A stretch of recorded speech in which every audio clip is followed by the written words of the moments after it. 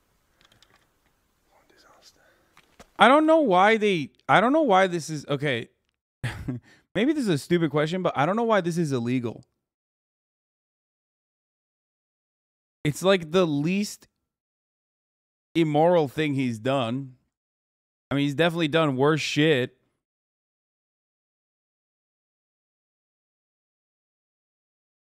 They should turn it into like a fucking museum, you know what I mean? It's an active military base. I mean, that's a white man moment right there. Thinking you can walk into an active... Yeah, try this shit in Area 51, bald. Come on. But even then...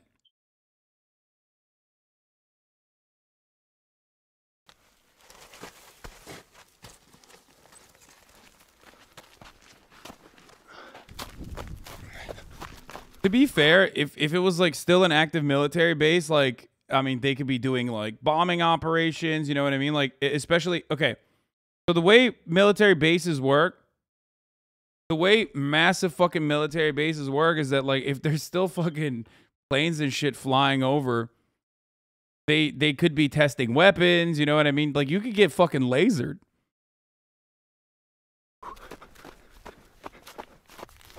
It will be good in one sense when nightfall comes, because obviously it'll be harder for people to spot us. But on the other hand, it will be pitch black, we won't know where the hell we're going. I've obviously got like a map app on my phone, but I don't actually know how to use it properly. So unprepared for this bloody journey.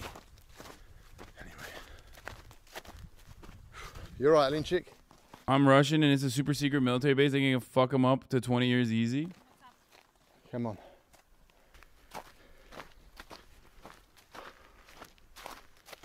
Babe, you never take me out. Babe takes you out to the fucking military base. How do you feel, Ben? Well, my ankles are struggling, I'm not going to lie. My ankles are struggling on this terrain. There's just holes and everything, and I've gone down about, fucking hell, I've gone down about 5 times on rolling my ankle. At least it's not hot anymore. Oh my God. Bro says he knows a spot. The spot happens to be in the military in the military base in the mountains in the desert of Kazakhstan.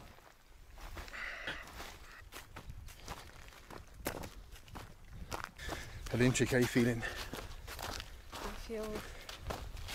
Bro, you know this was a terrible mistake. Do you think we're gonna make it into Buran? Bro, this is what top G's mean when they say they want to show you new experiences. Okay? When top G says you want to show your girlfriend new experiences, this is, hey, guess what, dude? This way, you 100% get to show all the newest experiences this way. Yes, but depends on how many days and on how many tries.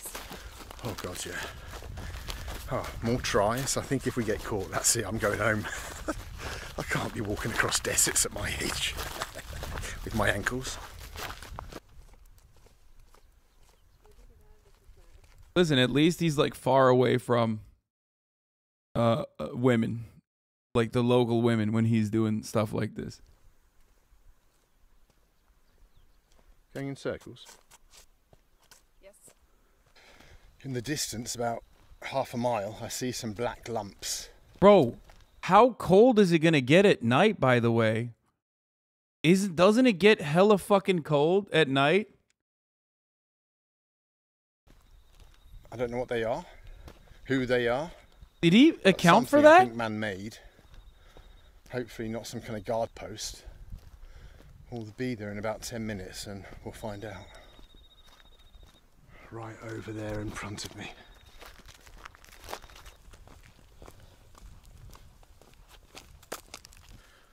So those things I mentioned a few minutes ago, black things on the horizon, is actually a herd of, I don't know, cows or horses or camels. You won't be able to see them, of course, but they're there. We'll have to be quiet in this part in case there's a cowboy watching after them.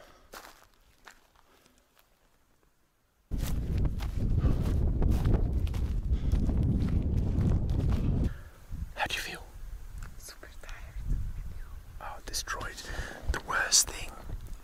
worst thing is that it's full of fucking, like, I don't know what animals are making them, but there's holes everywhere, so you're just falling down, twisting your ankle. I don't even think we're halfway yet. And also, I heard some sounds. Yeah, oh god. They screech. Scary. He's in flip-flops and she has a Power Rangers umbrella. No critical thinking went into this operation. Yeah, bro, what the fuck? Bro, one of a cyber defense company CEO just chatting with some person from EU country and government fucked him up to 20 years because this guy do some shit, super secret shit for a government law. This dude is a stupid person, by the way. Oh no, we knew that already. That's why we're watching it. We watch stupid people do dumb shit all the time. That's great. We don't get to do any of the dumb shit. We just watch from afar and like go, haha, that's so dumb. We know he's stupid. He's walking into a military base. Like deciding to walk the desert where there's like, you know, unaccountable fucking wildlife in the middle of the night with your girlfriend is already pretty stupid. But then that desert happens to be a military base. That makes it doubly stupid. It's awesome. This is when white privilege is good, okay? When you decide that like you can get away with doing shit like this and then it creates an incredible content opportunity. Shouts out to white privilege. One of my favorite privileges. Fucking, we're not even like a fraction of the way there yet. So, anyway, we're having a little break, a little banana stop. Extremely British behavior.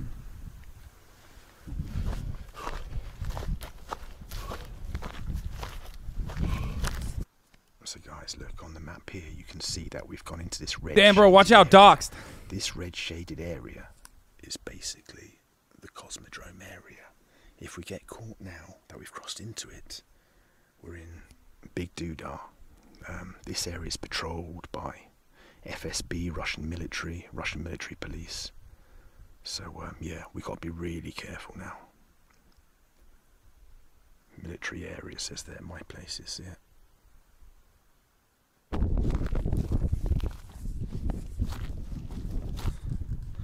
We are absolutely screwed.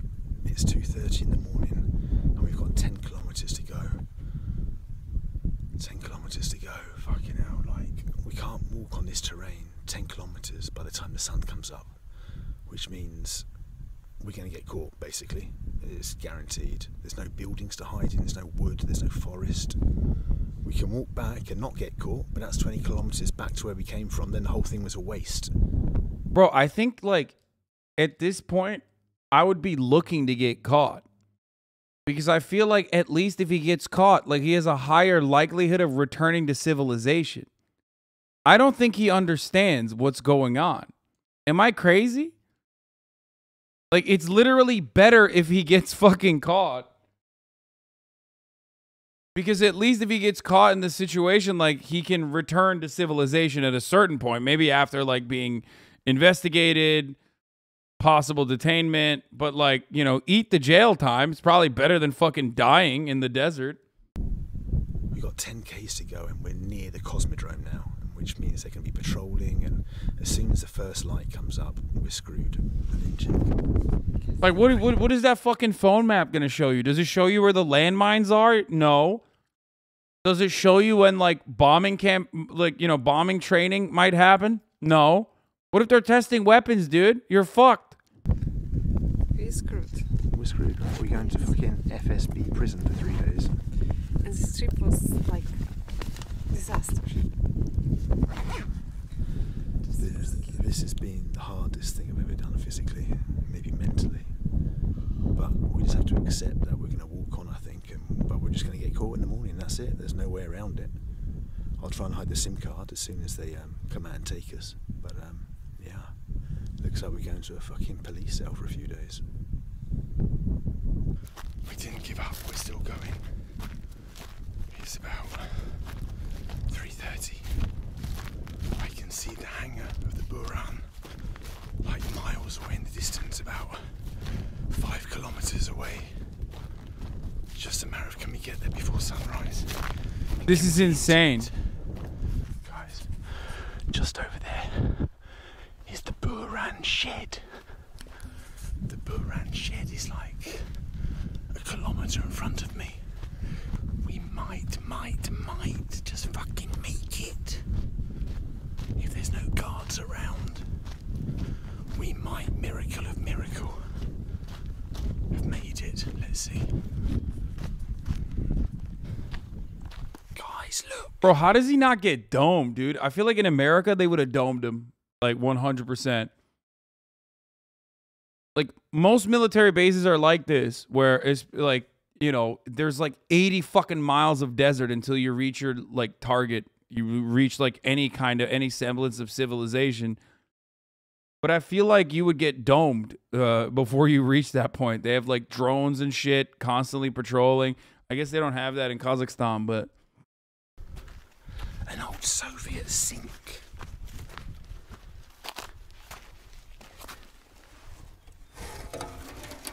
I wouldn't even touch that. A Baikonur sink. Where's the girl? Bald, where's the girl? Bald, where did the girl go? Maybe Yuri Gagarin fucking used it. This is a good omen.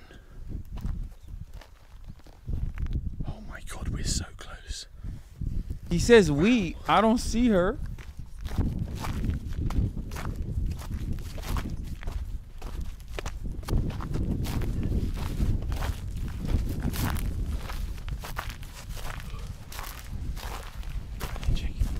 Damn, that's really good coverage that they got on that barbed wire.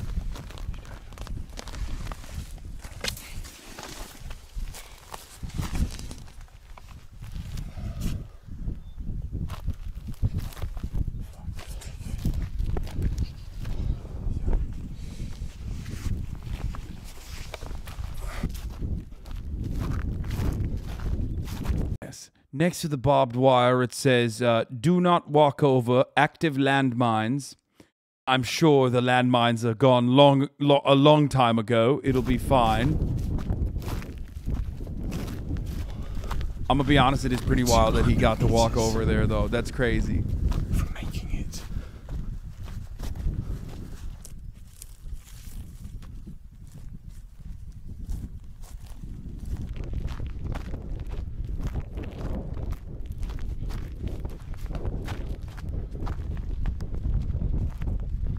Okay, it doesn't seem like it's an active military base. Whoever said that.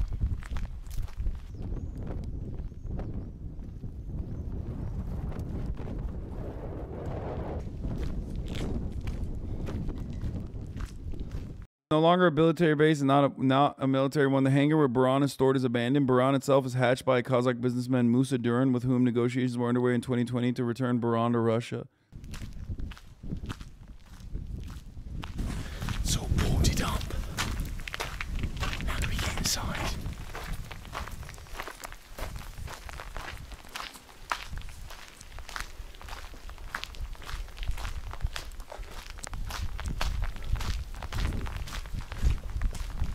Bro, he was trying to hit that like a Ruz base, dude. He was trying to offline raid.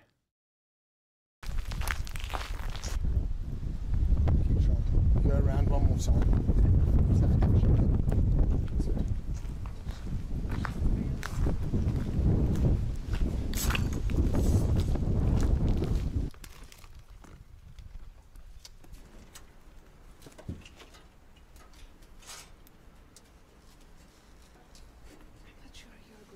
Go on, you go. Don't worry about me. Don't fall and hurt yourself. Get in. Right, put your foot in it. That's it. Yeah, it's good to whisper, I think. They won't be able to see you. They'll certainly, in the middle of the fucking desert, hear you before they see you. So you should probably whisper. Good girl. Dude, this is... Guys, you don't understand, but this is called good OPSEC, okay? That's all he's doing. Best practices. Oh, fuck, I gotta pee. I'll be back. Hold on.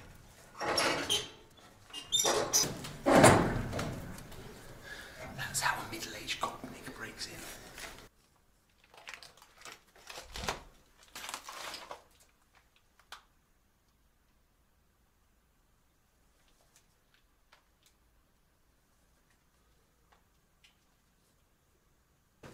Guys, we're inside a building. I'm not sure if it is the bloody Buran building, but on the map it says it is. but we're absolutely shattered. It's like 5:30. We're going to sleep for maybe an hour or so in this dusty old room. Look at it.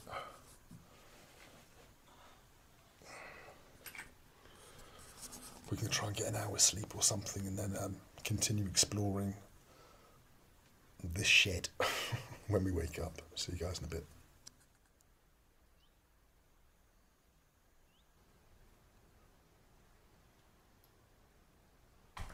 Well, it's 11 o'clock in the morning. We had like a little bit of sleep. Alina's still sleeping. Turns out that we've broken into what was some kind of wardrobe place. You can see over there the numbers on the hooks. The Soviet engineers have come and hung their jackets up there. And then through here was the canteen, the stoloba. I'm gonna be honest, at that point, asbestos is the least of your concerns, okay? Where they would have queued up for their meals. And here. Also, this is pretty sick. Menu.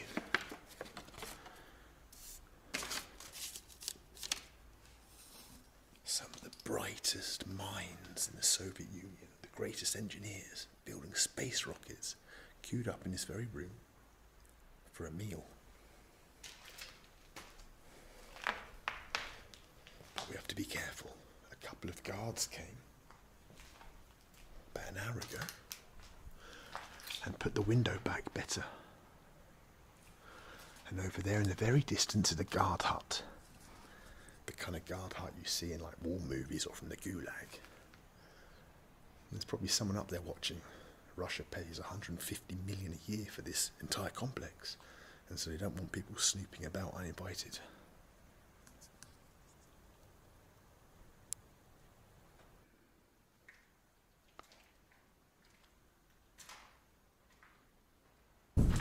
Why aren't you watching with Murat? He's not here. Find a way in. Cause he's fucking working, bro. The Buran is in here, but there's just no way in.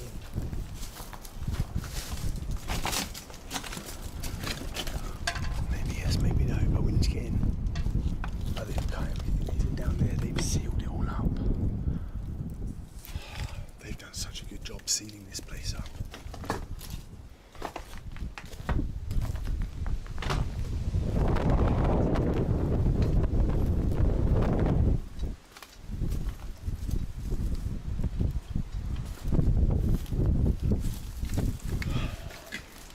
Come all this way and not get in there somehow, but it's difficult.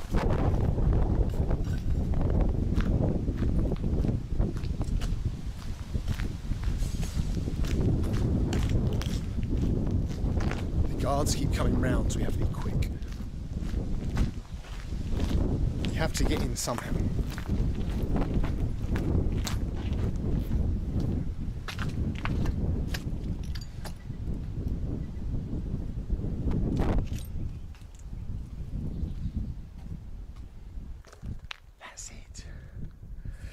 Confirmed this is the Buran tower, the Buran hangar, but we don't know how to get into it. Look at it, it's massive.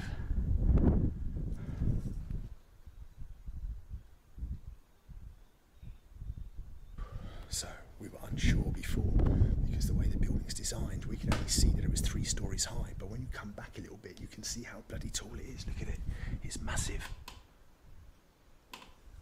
And that's so that the tail of the Buran could go in there for repair. A lot of you are fucking saying like Bald is crazy for this. It's called extraction, okay? All he needs to do is find what are the exfil spots, okay?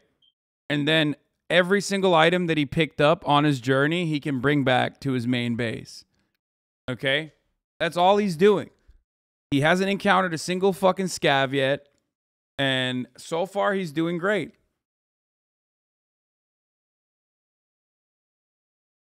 And refueling. How we get into this building though, or actually into the Buran part of it, I have no idea. Everything has been welded shut, sealed, barred up. Why did he not think that? Especially because if everything wasn't welded shut, I feel like then there would be a fuckload more military Like, there would be significantly more action and activity in this region if this was still active, right? Offline raid, but no C4.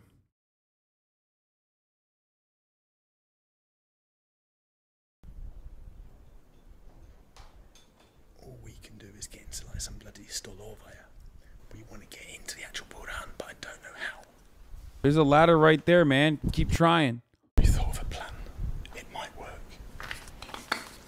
Chad, the reason why I'm not cranking up the volume on the fucking video is because I know if I crank up the volume on the video, shit is gonna explode whenever there's like wind, because he doesn't have a windsock on for some reason.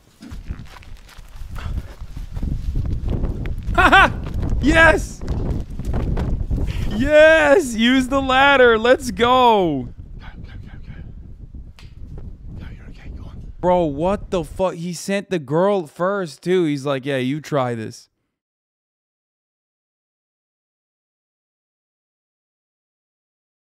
That's awesome.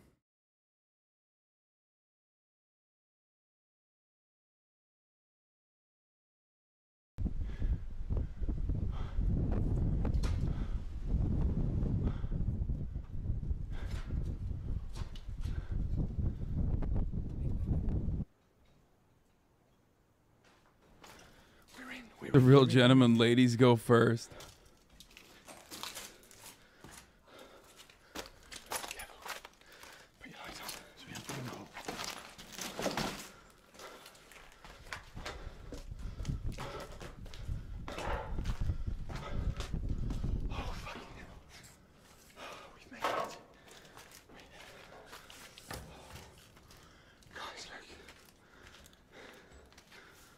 Thank you, Miranda Parazel, for the 10 gifted subs. That's sick. That's sick. That's fucking sick. Okay, that's worth. That's worth. That is so worth, dude. Damn, look at that. It's looking like a fucking carcass, dude.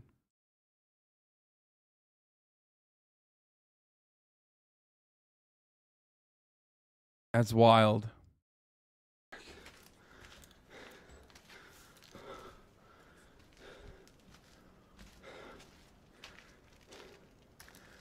It's an actual Soviet spaceship.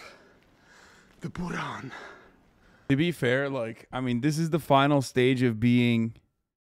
This is the final stage of being a fucking Russophile, a Russaboo, right? A Soviet boo.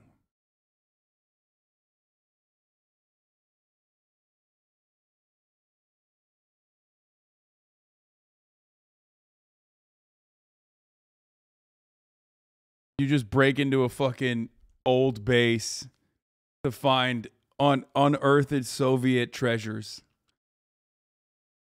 A Bolshevik?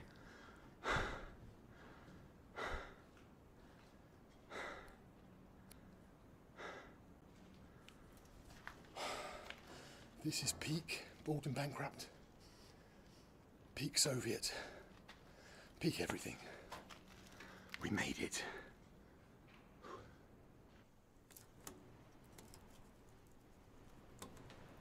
We have liftoff. There's 2 Burans in here. The second one's over there. Give it a lick. Give it a lick. Give it a lick. You gotta press some buttons. This is a ship that was going to go to space. The final frontier. This was the peak. The tip of the spear of human knowledge and development went into building this. Look at it. Imagine. It started with Sputnik, and we end up with a Buran.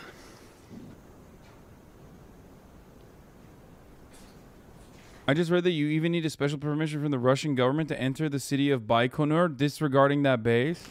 You can see on the outside of the ship the heat-resistant panels, which keep the temperature even of the Buran, both on takeoff and yes, especially this is on highly illegal, yes. That's why it's black underneath. Look at it. It was those tiles that... Unfortunately, the Buran orbiter that went to space was destroyed in 2003 when the roof of that hangar, it was collapsed. The orbiters he sees in this are 2 additional ones that were near the end of the construction when the USSR fell and were just left. Dude, that's so sad. Flew off, which caused the explosion. Do you feel the finasteride has affected your mood and libido? You remind me of me a lot. When I came off the drug, lol, I got a bit of PFS after coming off too. Next level parasocial. I didn't even come off of finasteride. But homie is like prescribing. You all right, dude? Maybe you're just seeing things. You know what I mean? Baikonur does accept tours, but you need permission. This is not part of any of the tours, of course, and it's just an abandoned part. You good, bro? Being a silly Billy, are we?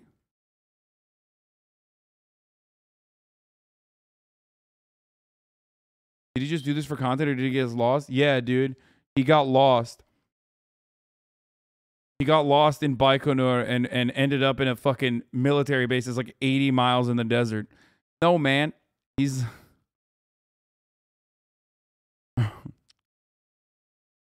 No, he's just... No, I was going to look at his chat logs. Every time they come into the chat, they've asked the same thing. Wait, what are the chat logs? I got to pull them up.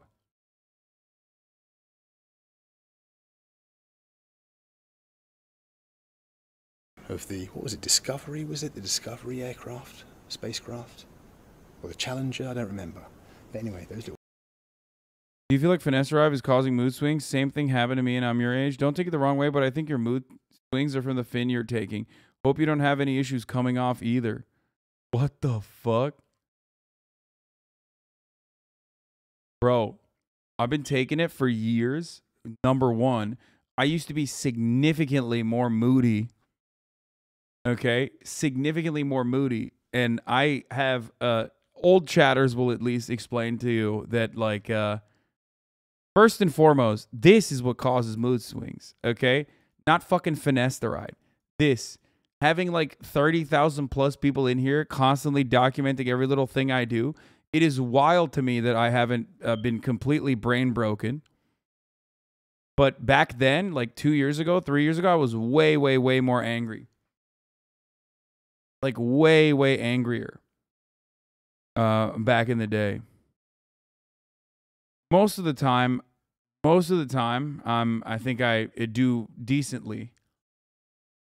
Given the, given the circumstances of being live in front of 30,000 people, some of which that come in here and straight up fucking use every opportunity to get at me in some weird way. I'm a lot more tame. What do you take that for? Finasteride for hair loss. Just like you take a $5 a month subscription for the top of the hour ad break.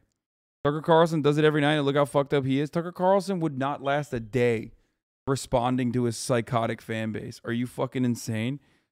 Tucker Carlson does it right, just like all the podcasters, just like everybody else. Okay, he doesn't serve the top of the hour ad breaks, by the way, but I will be serving them right now, like I said. Wait, this is where Rust got the inspiration for the Bradley launch base? No way. That's fucking sick. Anyway, Crying Shamoose and Pecker Protector, Sohape, thank you for the 5 get the subs, allowing 5 people to no longer see the ads. You too can avoid the ads as long as you subscribe for $5 or for free with the Twitch Prime. Here's the 1 minute ad break now. But yeah, most people in entertainment don't have this level of access that they afford to their fan base or the people that watch them.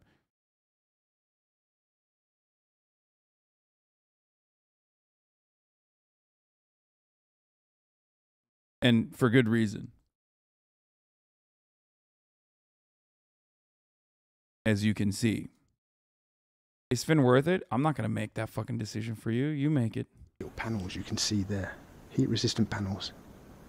Wow, how many billions of dollars, billions of rubles I should say, was ploughed into this project, only for it to be left, 2 of them, left rotting away here in this old hangar.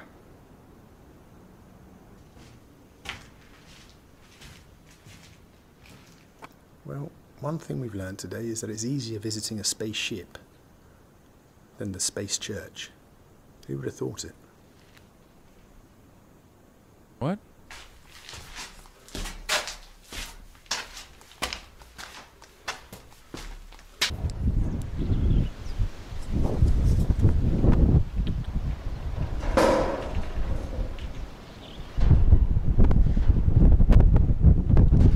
Guys, on the roof here, over there is called Gagarin Start.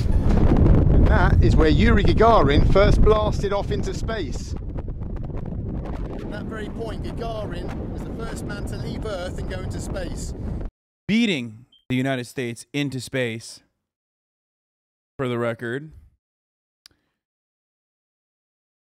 Going from an agrarian potato farming society to defeating the largest industrial powerhouse on the planet, despite taking so many economic structural L's during World War II. In under less than a century.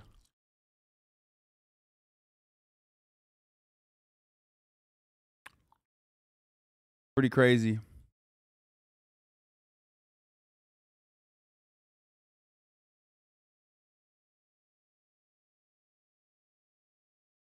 The power of forced labor, yeah, really funny you say that. Good thing, you know, the Western capitalist world never did any forced labor over the course of 400 fucking years to reach that level of development.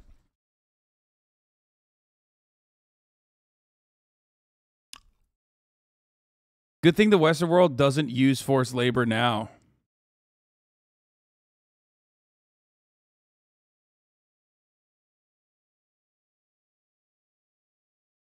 And over here is where Buran used to take off. See it? The reason why I like pointing to this, for the record, the reason why I like pointing to this is because this is yet another example of how innovation does not rely exclusively on the profit motive. And as a matter of fact, many people will credit not only social democratic advancements in Europe, but also in America under FDR, and also the space race even existing to the existence of the USSR. These are things that capitalists normally would not be interested in at all. What a dumb fucking take, lol. It's amazing how you can be cognizant of hella shit, but then have anti-capitalist blinders on when it comes to a hella other shit. Commie scum. Lol, knew this dude was going to bring up old forced labor as a whataboutism argument to apologize for the Ruskies. Wait, what? Who cares? Russians never made it to the moon. Lol, USA, USA, USA. Wait, what? LMAO got him. All you got was a ban.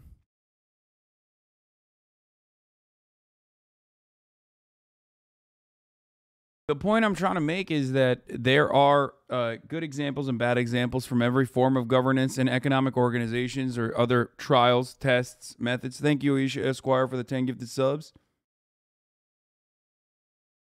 The issue is that a lot of people have rose-tinted glasses when they think about the Western world or America. And this is a pretty good way to undermine capitalist dogma, in my opinion. Feel me?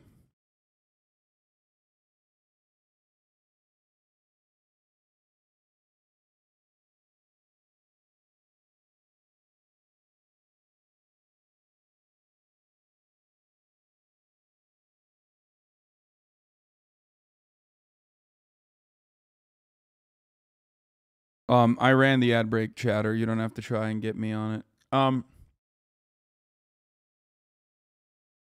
Banning your viewer for just stating his opinion. Oh man, who clapped him? One of you clapped him. I was gonna clap him. Nice bathroom did already. Of course, dude. Of course I ban viewers for stating their opinion. Yeah. If they're being fucking annoying. Just like I was about to clap you before Nice Bathroom got to you before me.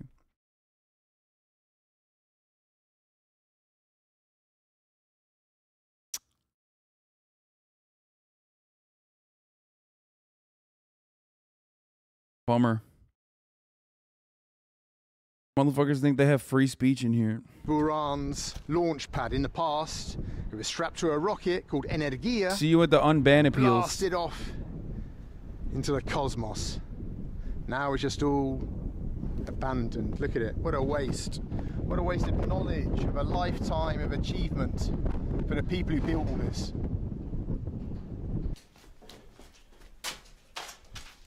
Anna Mandu, thank you for the 5 gifted subs.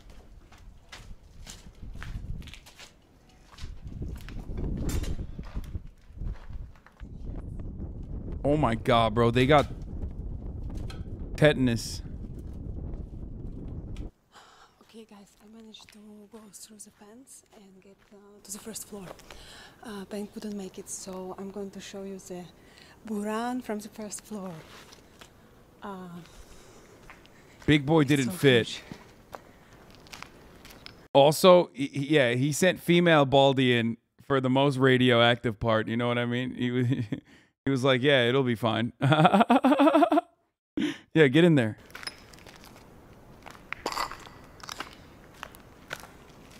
Okay, I'm leaving you. What do you mean you're leaving me? Hey, I'm in the FSB prison. Bye-bye. Nice to know you. Well, that is the end, I hope, of the adventure to the Buran rockets. I'd love to hang around and show you more, maybe try and get inside somehow, but, well, 1, everything's been sealed up, and 2, I want to escape an FSB prison if I can, and I want to get out of here ASAP. I think it's better to... Bro, how did they get back? ...prisons and walking 30 kilometers back. Ben. Yeah, we'll see what happens, but, wow, what an adventure it's been. It's been my toughest adventure ever. Brian Austin, thank you for the 20 gifted subs. Falling down holes constantly, just like freaking out by every light we saw on the horizon, just hallucinating. Oh, yes. Thinking there was like animals after us and stuff, just crazy. Total darkness, cold, and wind. And then thinking we weren't going to make it because the sun was coming up and we fucked it. And then just stumbling upon this hangar. And yeah, I'm not even sure if this was the right hangar. And then just Outlaw Snark, thank you for the 5 gifted subs. Like, let's go and have a look upstairs. Anyway, the whole thing has just worked out. I won't bore you too much. When I saw it, I was so happy. I thought I would cry. Oh my God. Well, for the effort that it took to get here, it does deserve shedding a little tear for. Oh. Okay, good job. Nice one, Linchik, nice one. I'm proud of you for handling that. Without me, you couldn't make it. That's true, that's true. All right then, shall we, yeah. Let's try and get out of here without the FSB capturing us. Yeah. Bye-bye from Malinchik. Bye-bye. Bye-bye from me. I go back to my cafe work. Go back to your cafe, and bye-bye from the Buran. In all her beauty. Chatters keep posing they totally banged in there. Can you shut the fuck up and stop being coon brain for 1 second? Okay, to be fair, you know, in a similar predicament, I would probably try to do the same thing. Okay, but also, he couldn't get in there because he's too fat. So they didn't bang directly in or near the spaceship, but.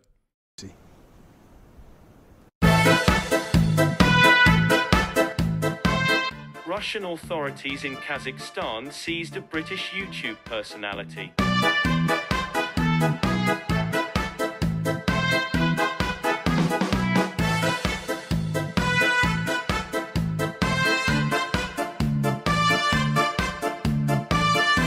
Bald and bankrupt British YouTube star, more than 3 million followers, is arrested near a Russian spaceport in Kazakhstan alongside female companions.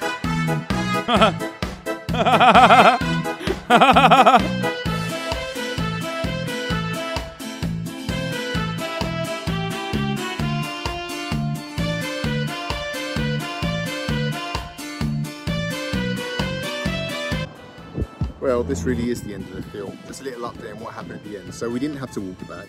As soon as we came down the ladder, a car turned up full of MVD, the Russian internal police, and yeah, basically arrested us and took us to the closed... Bro, they literally gave them a ride back. Like, they saved his life, I think. Of Baikonur. It was bloody epic.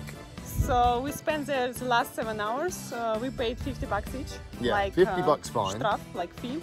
Not 3 days in prison is something. No, they gave him fucking $50 for the Uber.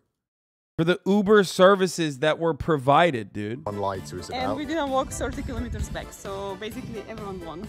It was a good day. So that's it. That's the end of the film. So if you're going to go to Baikonur, yeah, get $50 ready. Exactly. I don't know. That was so worth, dude. Are you kidding me? So they actually went inside. Still see the car down there. Wait, there's gunshots? Why is it always British people, bro? What's up with British people? Why are they always sticking their noses into places where it doesn't belong? You know what I mean? Yeah, there's a car down there. Gunshots. It's fucking crazy. We zitten nog eventjes hier, even nog te chillen. Jan en Morten slapen al. Dit is de enige ruimte waar niet geen ruiten zijn, dus we zitten een beetje safe hier. Hè? Ik zie eruit als een zombie. Maar dat zit me echt helemaal niks, jongen. Dat is echt helemaal niks het mooiste. Wakker worden naast dit. Wait, what the fuck? What language is that?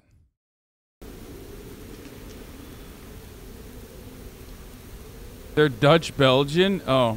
Well, oh, sorry. Famously not colonizing. Oh, my bad.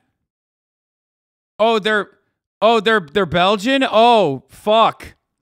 A mistake I made for saying that.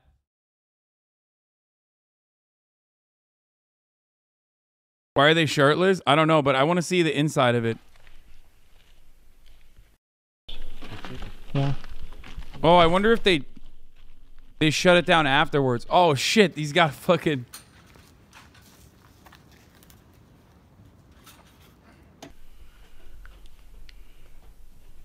We zijn dus nu in de buurt aangekropen. Een van de ruimte Shuttles. Got a hammer and sickle shirt. These guys are cool. I take it back. Zet die maar eens neer even. Dat is heel krap hier. Moet je kijken.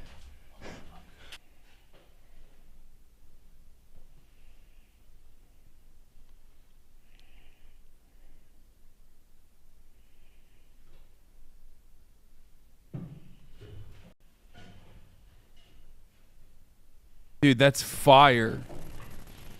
That's sick as fuck. They actually went inside.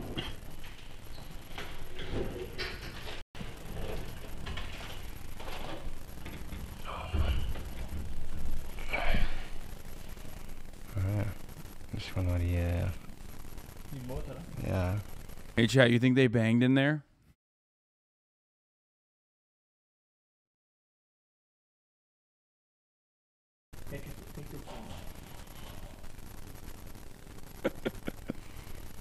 So stupid. Zit er een afterburner op of zitten die in een straaljagers? See, chat. 20 years into the future, when China is the hegemonic power and the American empire has collapsed, inevitably, you can go to Area 51 and do this. But you just gotta wait 20 years for that to happen.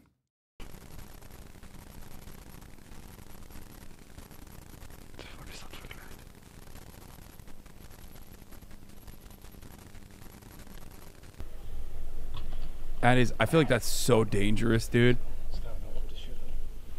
Op de shuttle? Echt? Godverdomme, ja.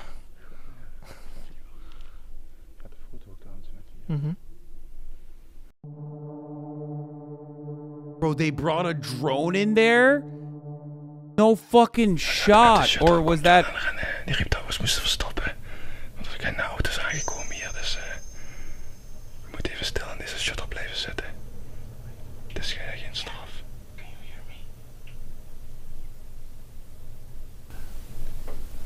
It was just a zoom lens, yeah. Er is best wel veel geluid. Voor iemand die het verstoppen is als Jan. No shot. They have fucking people in there? Some security patrolling. Somebody's working on the train here. You can see him. Yeah. Geen gas meenemen op het vliegtuig, dus doe het maar met aanmaakblokjes. Hij is daar. Hij komt deze kant uit, denk ik.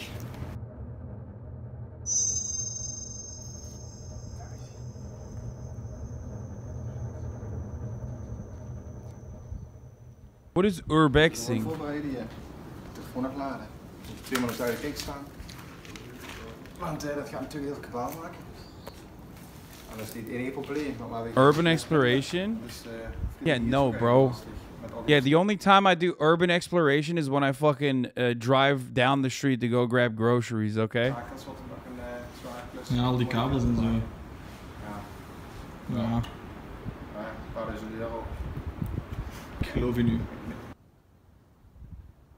Mocht er niet altijd uitkijken, want de security rijdt hier langs, dus... These guys are way ballsier. Ryan Austin X with a fucking 20 gifted subs. Holy shit, 20 bangers.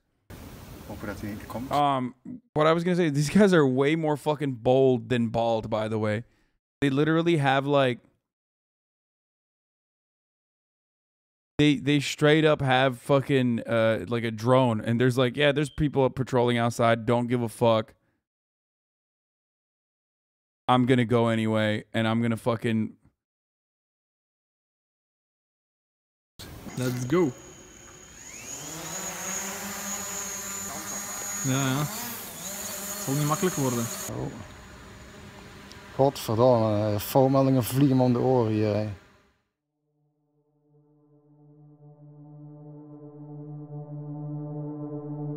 They do have a drone. That's awesome.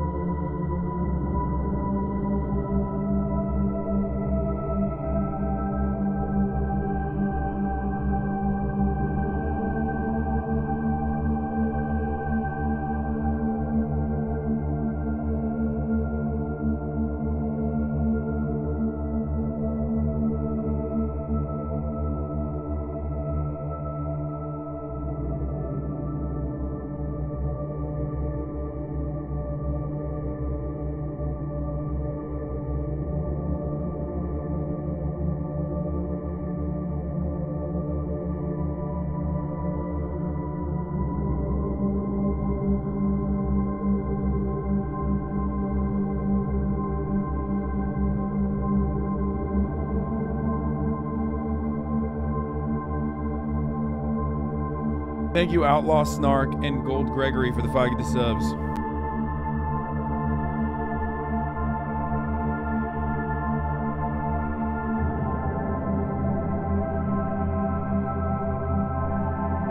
They should open up tours for this place. There's clearly a demand. Brother, 3 people have gone there over the course of like the past 10 years. Okay? I'm pretty sure that I don't know if there's enough demand. It's quite literally in the middle of nowhere. Not to get all capitalist with it, but I don't know if there's a robust business opportunity here.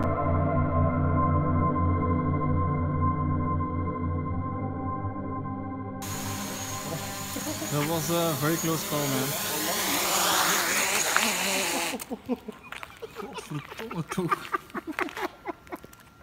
They made a huge plane too in an effort to transport the shuttle. Zijn er een klein beetje paniek? Ja.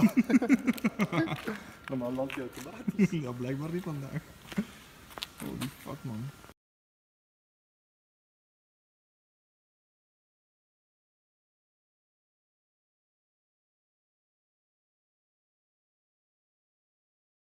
Damn, they didn't even get arrested, dude. That's bullshit. Also, 4 critically injured after lightning strikes near the White House, bro. That's a dark Brandon moment. Okay, straight up. That's a dark Brandon moment. That's an omen. That's a dark Brandon moment. That is what's going on here. Let's be real.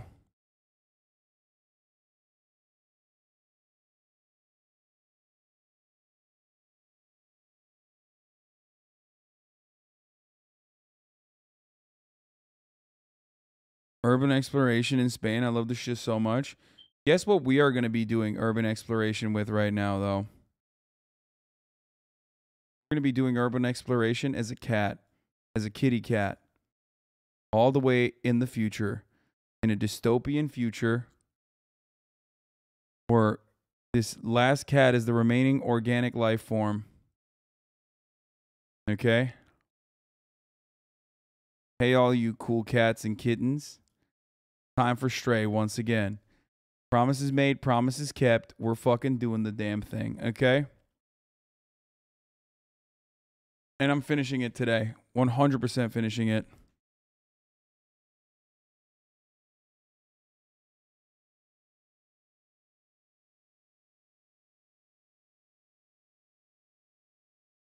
Will I, finishing the cat game today, will I be converted to a cat person? It took a fucking year and a half to finish it, but it's going to happen today. Okay? It's going to happen today. A lot of you didn't believe it. Many of you didn't believe it. You said it wouldn't happen, but it's happening. Believe me. Believe me when I say it's happening. Here, also juice this to let all the people of Twitter know.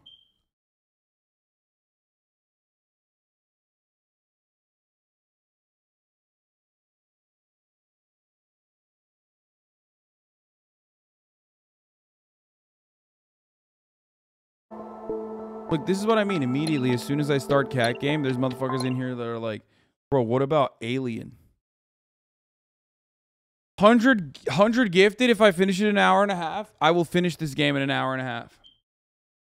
So, you fool. Can't believe you made the mistake of challenging me. I'm a speedrunner. Call me a speedrunner.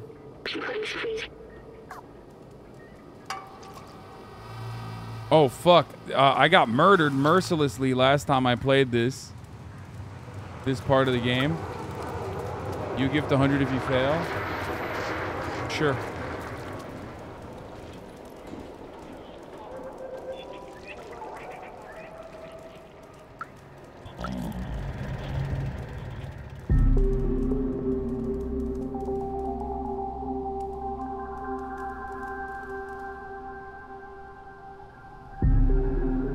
I don't remember the patterns here at all.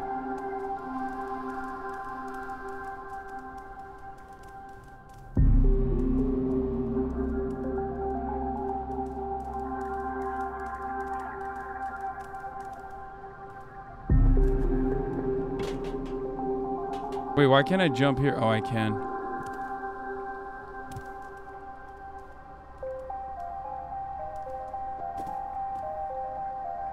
Can't jump to that side, though.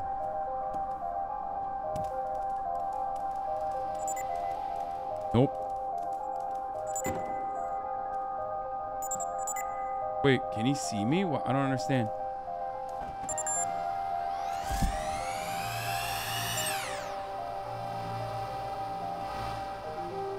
Dumbasses. I'm invisible. Metal Gear Solid style. Straight up Metal Gear Solid, baby. See that? Everybody knows. Wait, what? Is it still yellow? I don't understand. Why is it still yellow?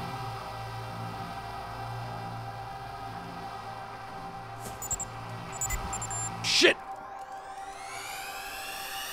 Oh! Nope. Dummy. Dummy. Yeah, that's right.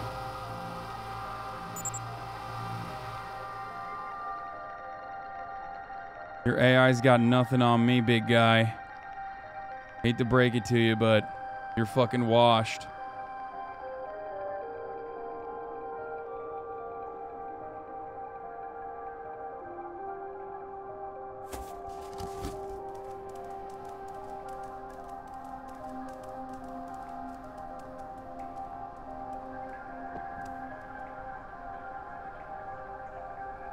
What am I supposed to do here? Does he go back? Doesn't turn around. Okay, good.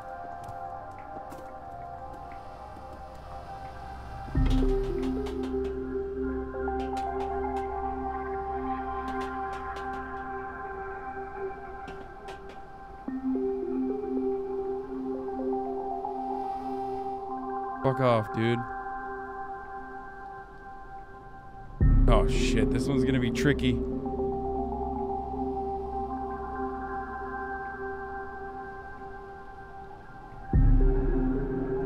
kind of wild that this game, out of nowhere, decided to fucking do Metal Gear Solid shit, by the way. Like, where the fuck did that come from? You know what I mean?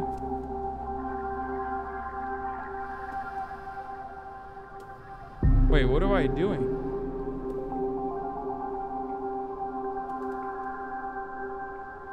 Oh, it's in there. I fucking missed it. I went too far, chat.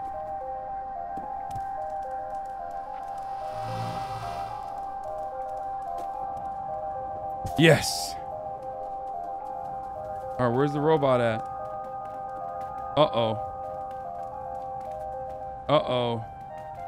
He gone, bro.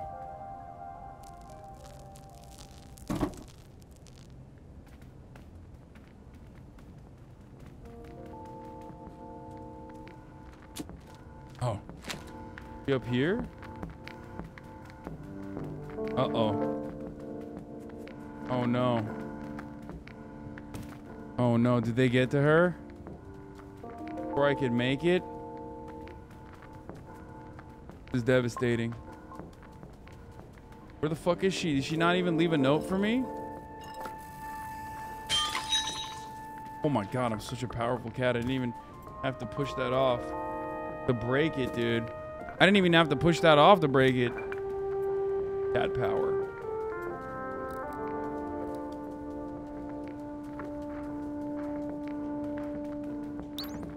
What?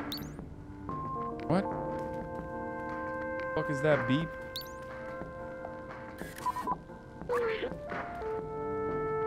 Clem? I'm Blem for real.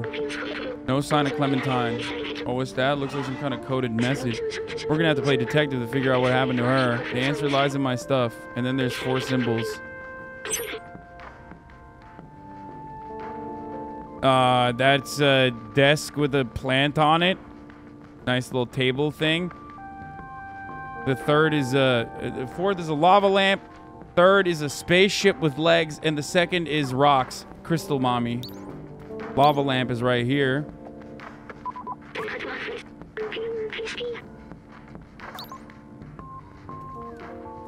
This is one of the things I need to inspect.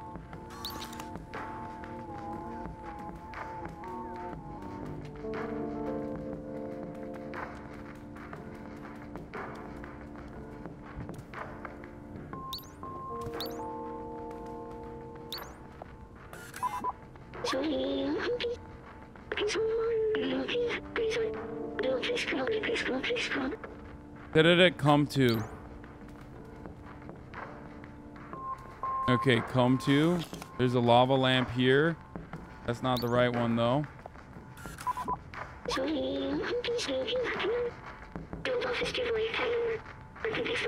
Message hidden. I'm with. Come to.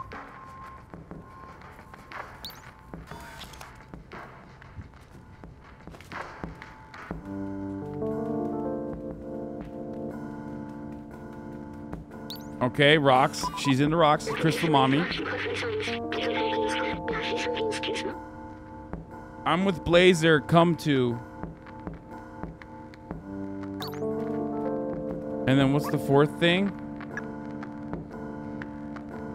Okay, which lava lamp is the one that actually is the one that will trigger my inspection? I'm with Blazer. Come to. Do not come. I'm gonna come. Okay, I'm with Blazer. Do not come.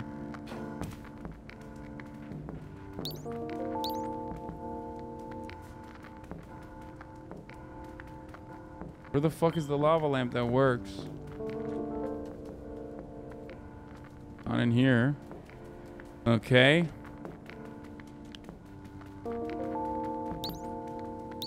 Wait, what? Maybe...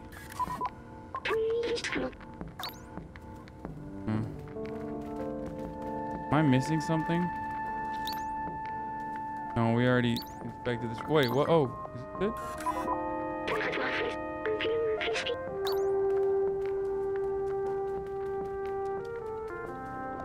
Oh, there it is. Bingo. That's a bingo. I have no idea what this is. Glow is mesmerizing. Nightclub. I'm with Blazer. Come to nightclub.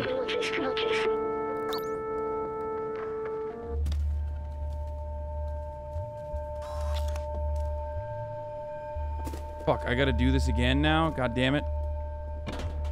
Be easier though, because they're looking in the wrong direction. I hope.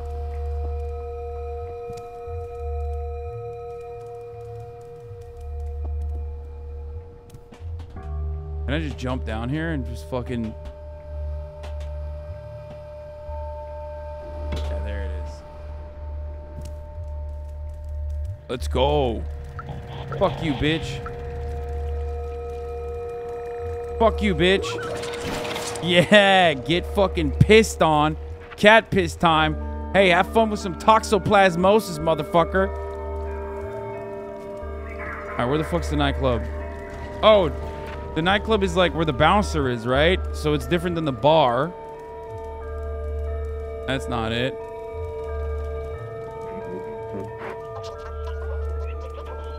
Get some! Again. Wait, what? Get some again, dummy. Yeah, dude. Fear my fucking wrath.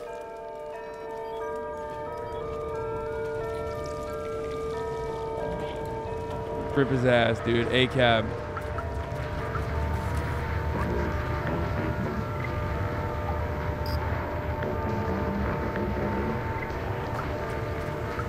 How the fuck do I get in here? Oh, climb out the back. Dude, what's up, dude? Bouncer said, you got no bitches, bro.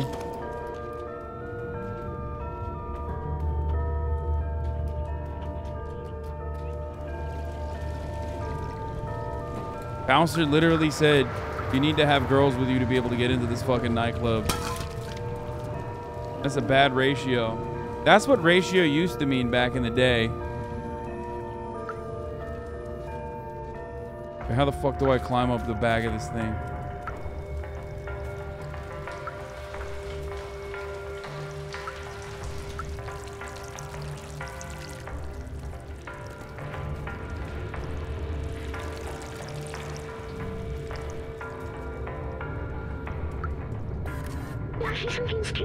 You're looking for some company, talk to the poacher, live behind the elevator. Okay, I don't want company right now. I just want to be able to climb to the back of that nightclub, baby. Come on.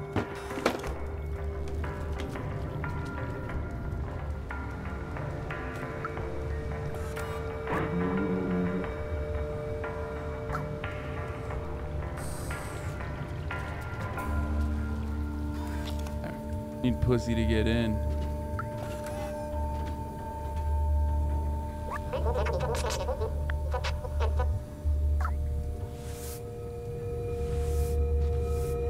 Okay, that's how you climb up there, but how the fuck do I get up here? How do I get up there? Late killer.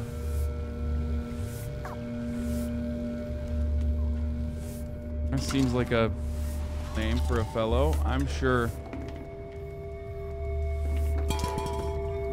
he's a wonderful guy. I'm sure he's not weird or anything. What's up? Are you a pimp? Big pimpin'?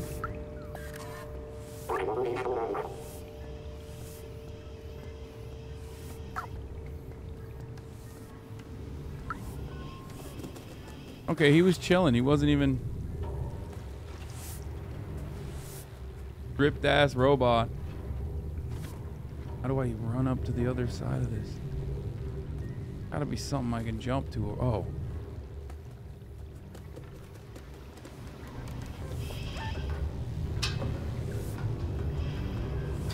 What's up, homie?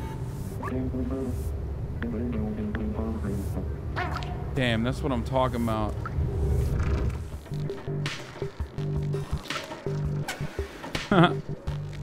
Wake up, dude. Okay, frame rates are dropping a little bit, but it's gonna be all right because we're partying.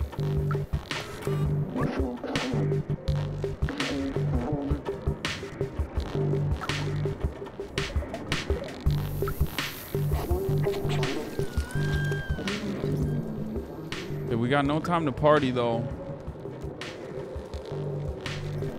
Made it yourself, we can tell. Yo, don't disrespect the mask guy. What's up, DJs?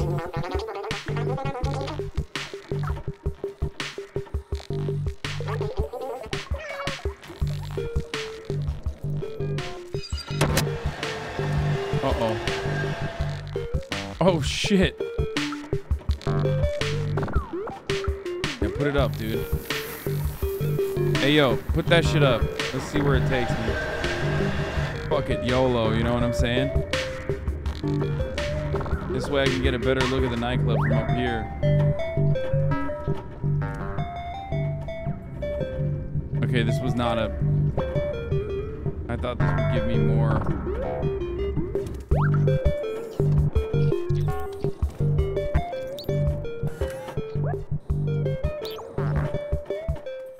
Wait, I think I might have to get up there.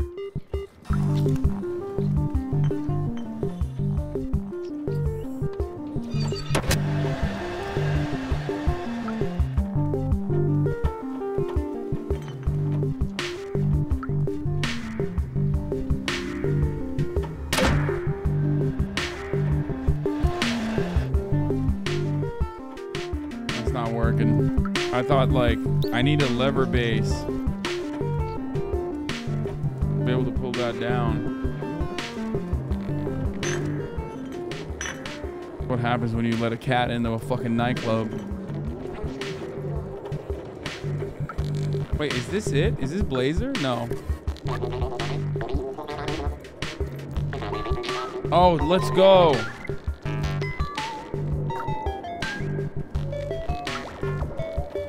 We gotta steal a drink, get the lever, go.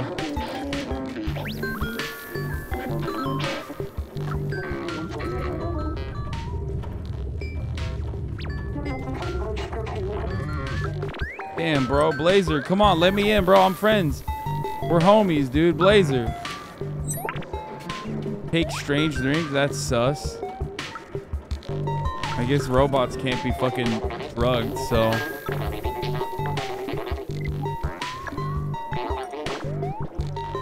Here you go. Take this random strange drink. Thank you for the lever handle, my friend.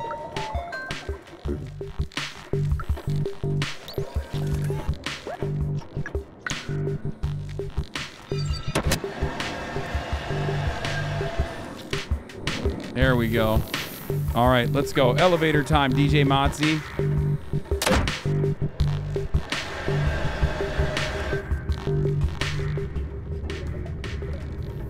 Wait. What does that do?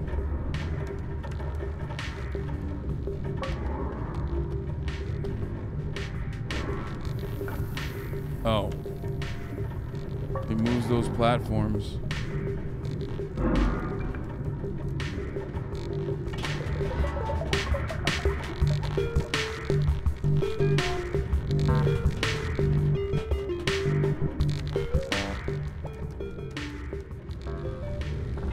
Fuck.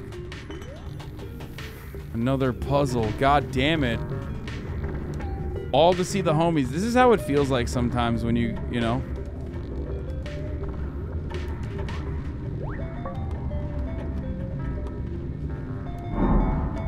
Oh.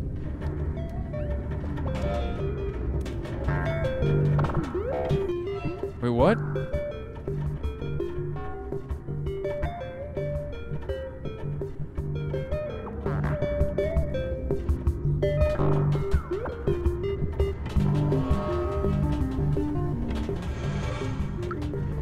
Hello.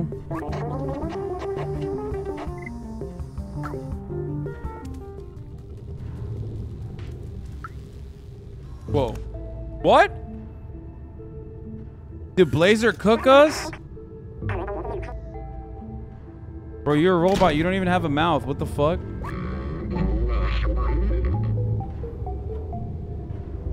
He said nothing personal, kid. Business is business.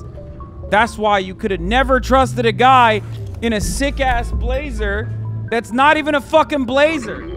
That's not a bomber jacket.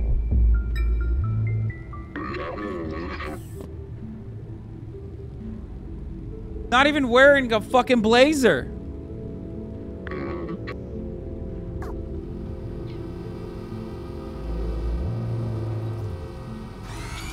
A cat never forgets, Blazer. You are so cooked, bro. I got 9 lives. As a sleeveless bomber, a sleeveless can't be a bomber, okay? A bomber jacket implies that there needs to be sleeves. I make the rules here.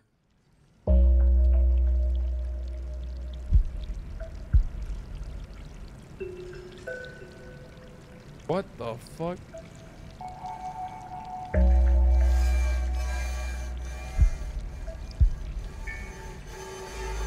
Uh-oh.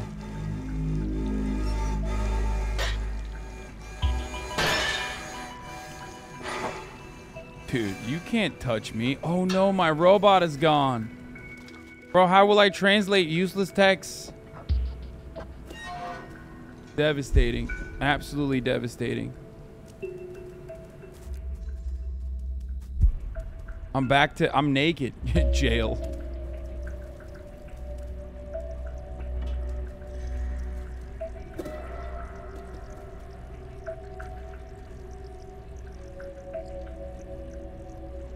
Wait, what? I can't jump from here? What the fuck? Oh, because I gotta move that other thing. I see how it is. Tricks don't work on me. No, no, no, no, no, no, no, no, no, no.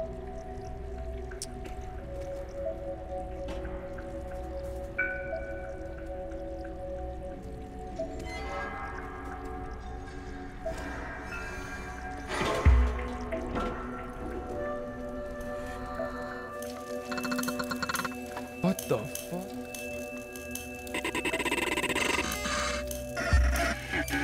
Oh, you just need a factory reset and you're good. Why didn't they call this purgatory? Wasted opportunity? I agree.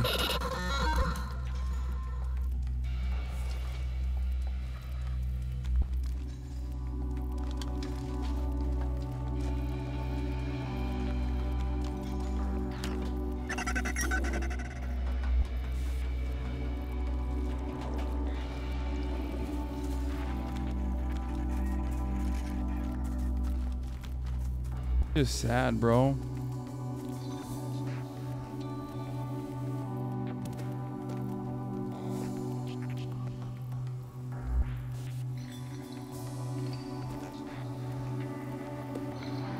Oh shit, I fucked up. Can I hide in here? Nope. But I can fucking juke, dude. Better than the best of them.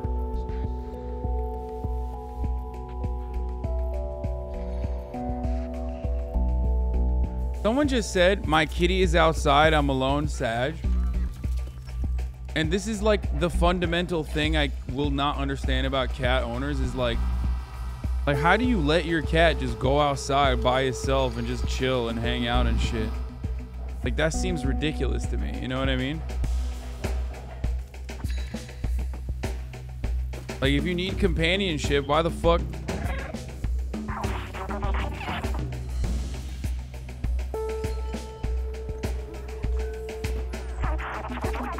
Don't let your outdoor cat be an outdoor cat. Indoor cat only.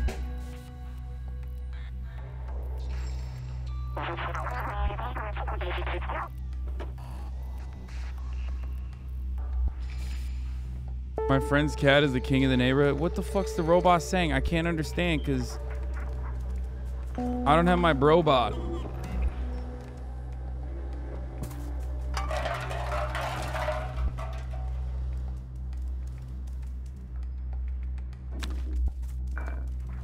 Need my robot. Where the fuck is my robot? Oh, here. Well, I got the key at least. Dude, I love when this cat picks stuff up with his mouth, though. It's very cute. I will admit. That is a very cute thing. Like, look at this. Look at this little thing. He's just like, he just grabbed the fucking keys. That is pretty cute.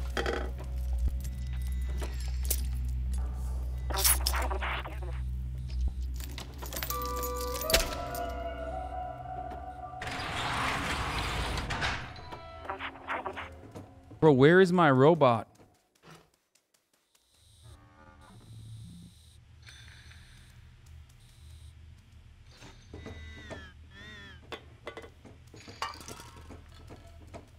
it's cuter than when a dog does it.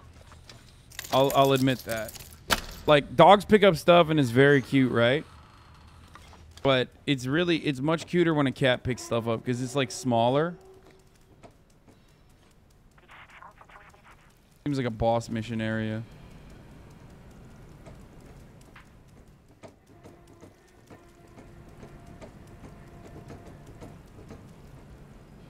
The smaller an animal is, the cuter it is when it picks stuff up. But that's it. That's where the cat, like the pro cat agenda starts and ends. You know what I mean? Hasan cat lover haters the lover's arc? No.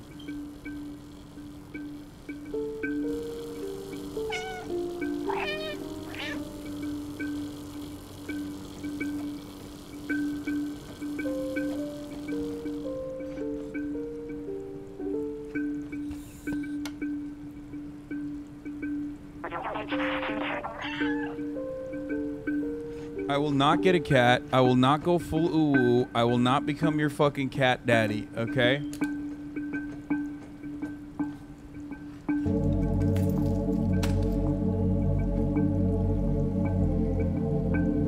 It's perhaps my least Turkish quality. On God.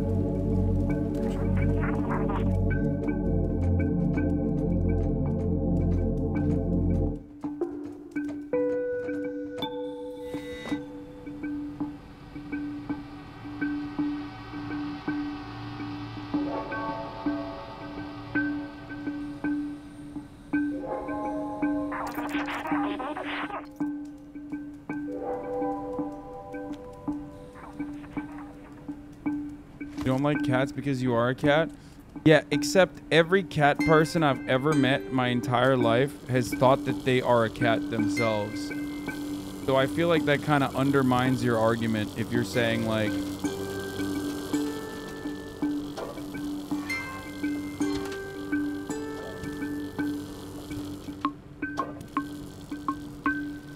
Feel me?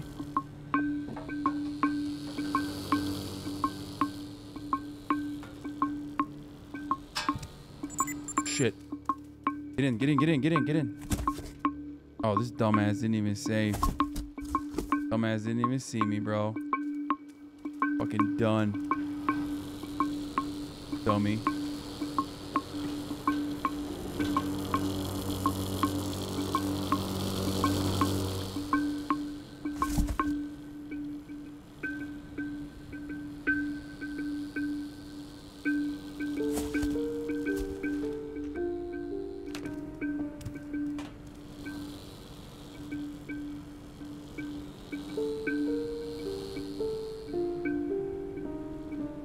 Get up there.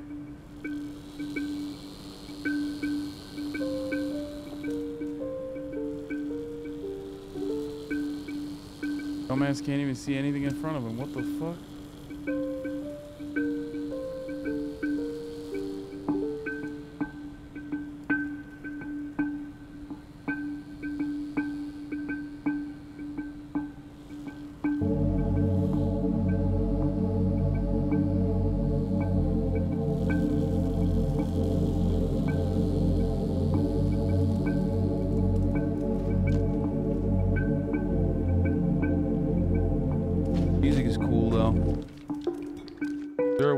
Over to the other side or something?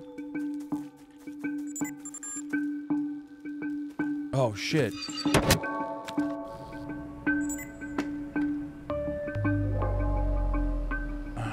There it is. Okay, well, what the fuck do I do now? All homies are on high alert.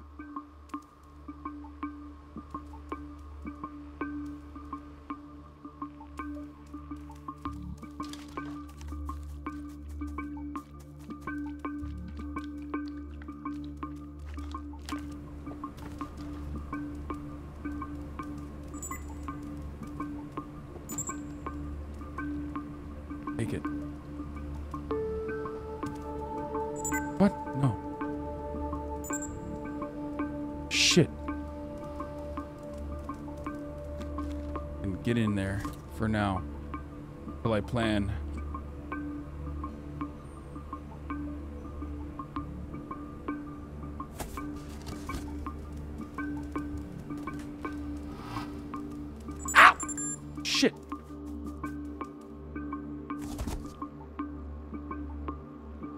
Okay. My anus is fucking clinching right now, dude. Instead of exploring with a pussy, why don't you explore some pussy? I did. Your mom's.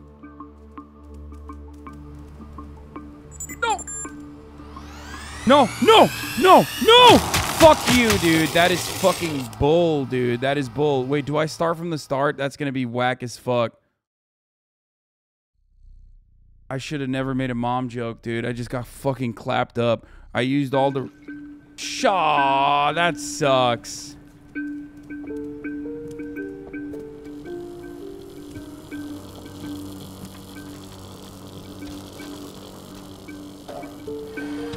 That's a bit whack. Oh, I almost fell. That was cool.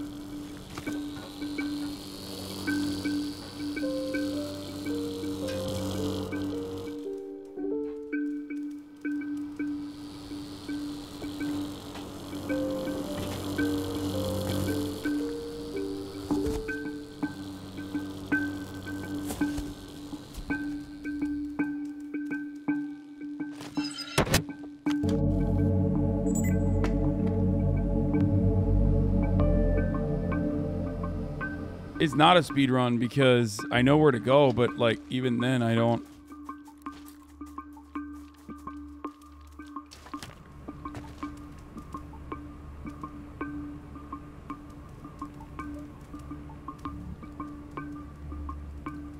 Oh shit.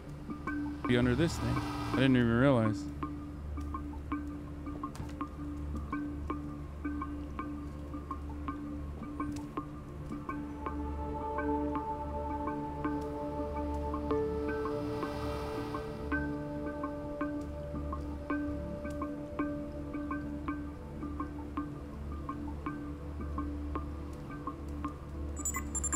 Uh-oh. No, no, I'm dead. I'm dead. Oh, shit. No, I'm not. No, I'm not.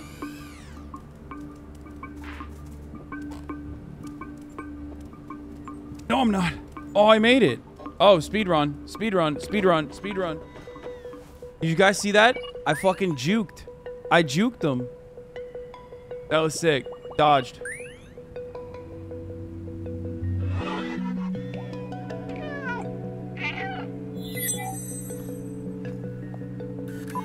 We're back, baby. We're back. We're back. We're back.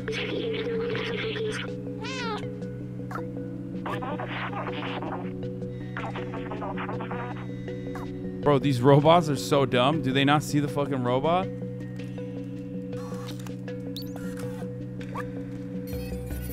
Yeah, phase cat.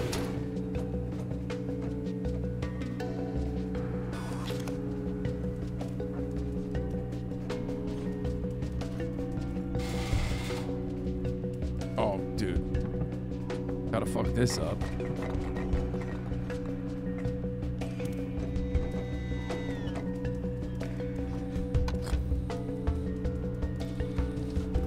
Oh, perfect. Let's go. Put that anarchist streak into good use.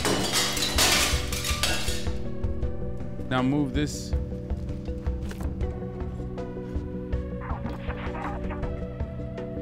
You gonna throw me up there?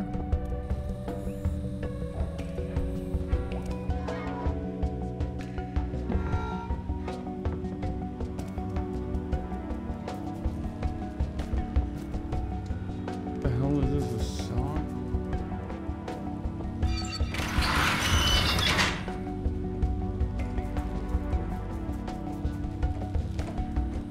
Watching you get excited to swat stuff off as a cat is hilarious. I mean, it's pretty goated. I get why cats do that shit all the time. Those sentinels are blocking the way. They will spot me instantly. Maybe you can try to bait them into the cells and then lock them in. Oh, you want me to do everything, Clementine? Oh, that's surprising that you want me to do that again.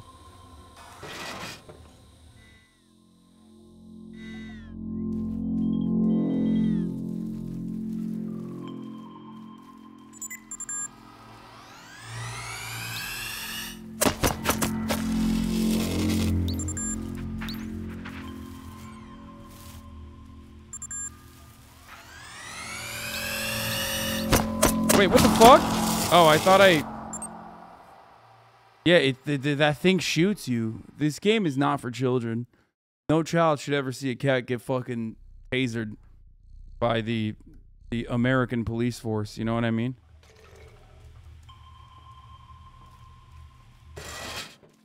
She's like, it's on your own. It's you and you versus the world now. Wait, what the fuck?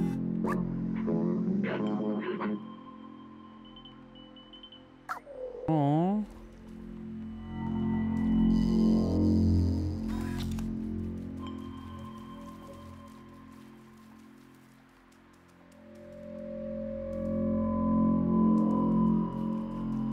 Let's look at this guy.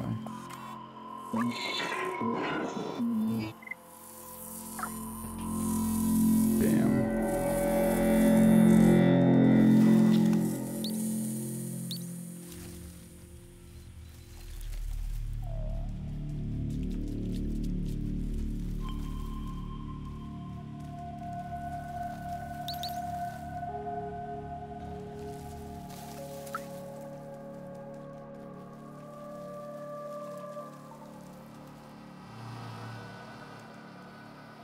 Can't even jump up there.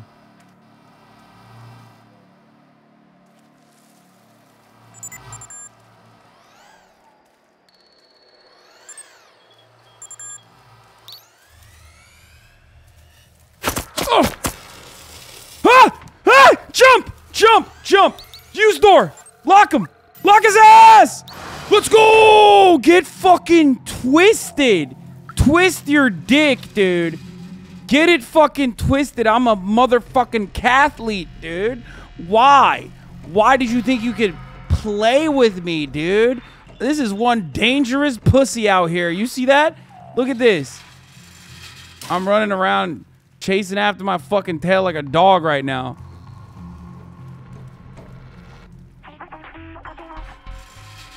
Is that a cop?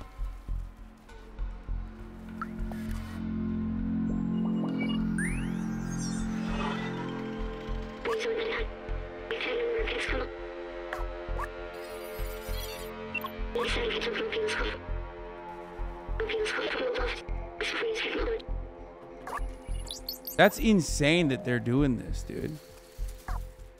Fucked up that they're doing this to their own kind, you know what I mean?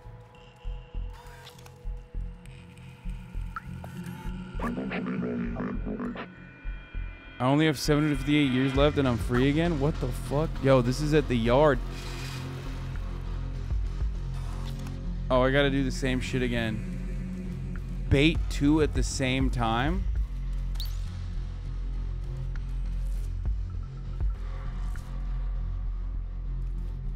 First, let's open this door up. Let's...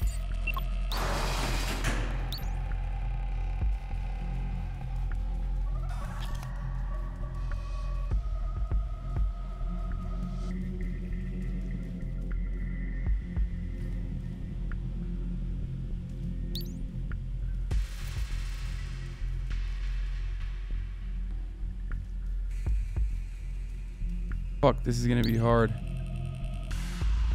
This is one of my least favorite components so far of the gameplay, I'm gonna be honest. Oh, what?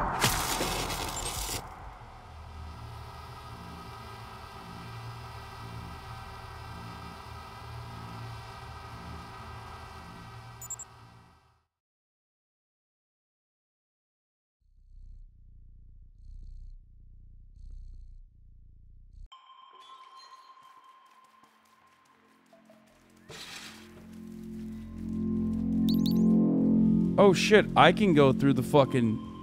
No shot. I didn't realize it was like that.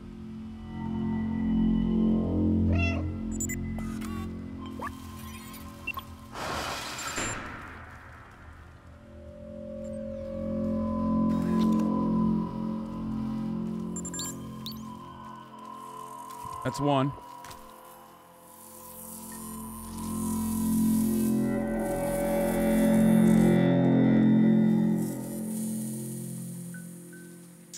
If I open this door, will he fucking try to get out through here, though?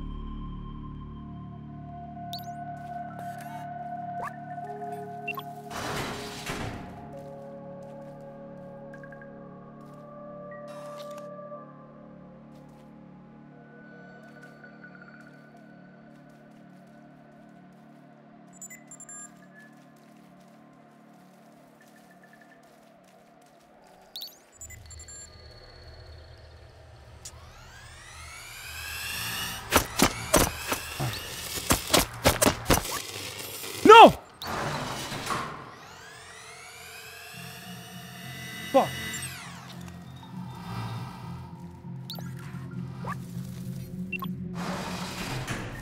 Shit, both of them.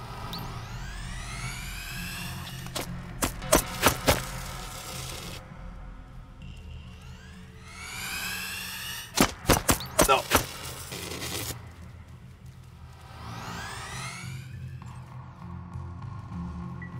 Hold on. Gotta do this.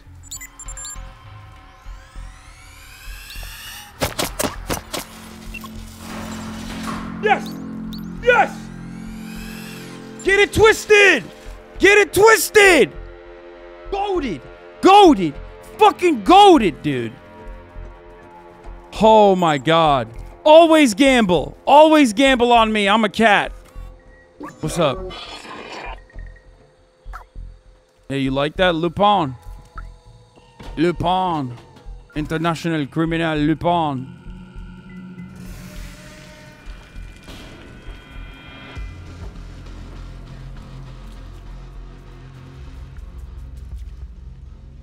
That.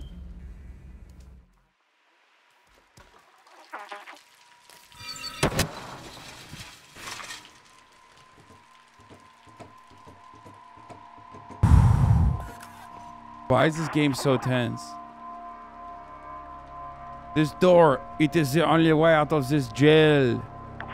I think we can open it from that control room over there. We have to find a way to get the access to that room, so let's look around. Just like a top of the hour ad break. And the only way to avoid the top of the hour ad break is by subscribing for $5 or for free with Le Twitch Prime. Or by getting gifted Le Sub. Here's the 1 minute ad break now.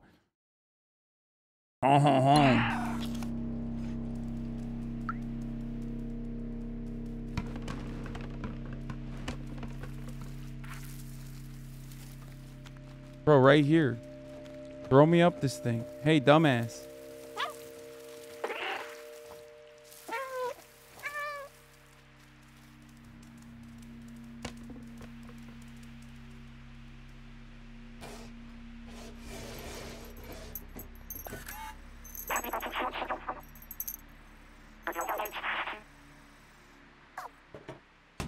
Bro, who leaves the unattended car with the keys on it?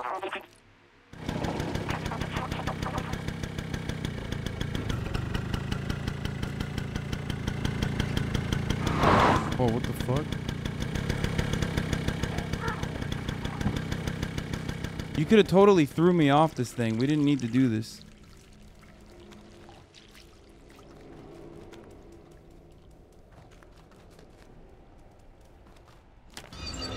But I guess we need the car to get out of here anyway, right?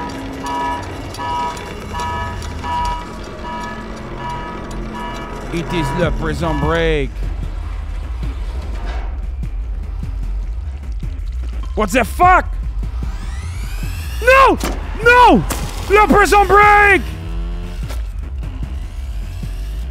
No, no, no! No, no, no! Don't get me! Don't leave me behind! What the fuck? Why is he leaving me behind?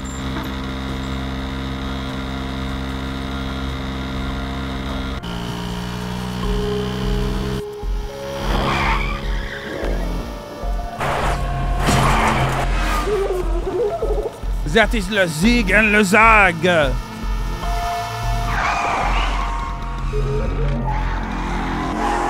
Nique la police!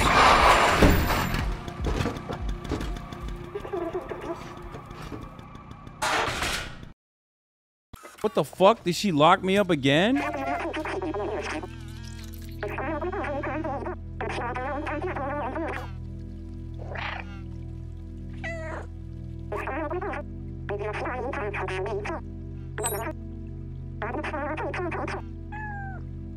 I'll keep you in my RAM, little outsider. No! They're gonna fucking... No, they're gonna reboot you! Don't do it, Clementine!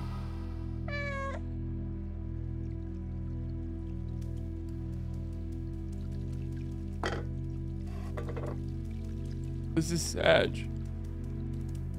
Fuck les cops, man. Here, let's play a sad song.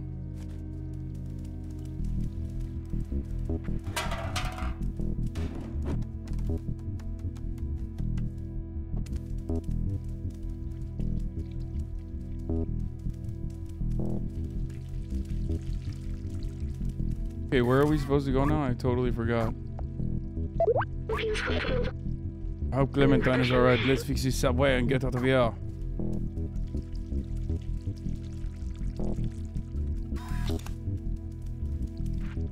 Do I put a battery in here somewhere? Oh, right here, right? Nope.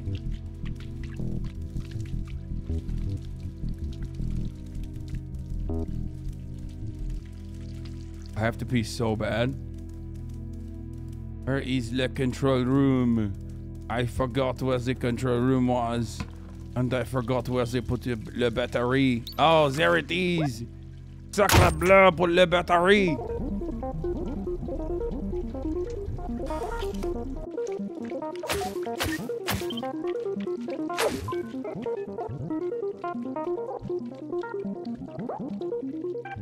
Get a litter box? See, this is what I mean.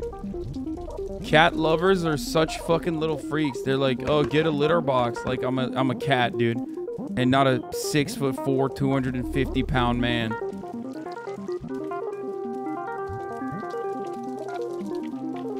Okay.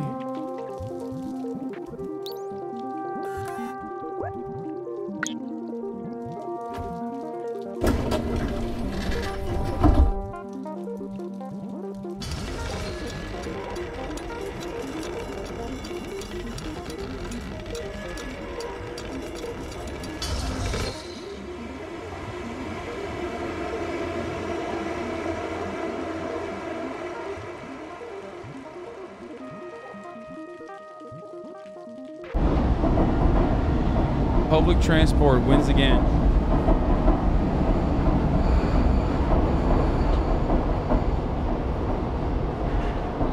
Stop the cat and try to tell us why they're wrong. I'm not gonna do that. Okay, this is scary though. Wait, what the fuck did I just... Oh, okay, good. Oh my god, is this the outside? No, it's not. There's still robots here. What the fuck?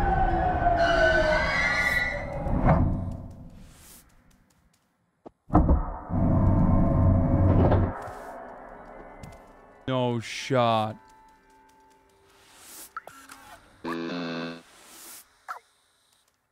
Wait. These places look so clean.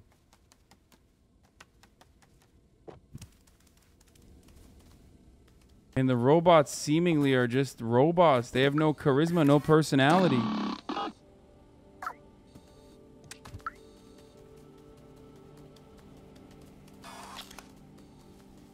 The future Joe Brandon wants? Is this the future socialists want? Is this the socialist utopia? Wow, my feet don't even make fucking... I gotta pee, I'll be back, hold on.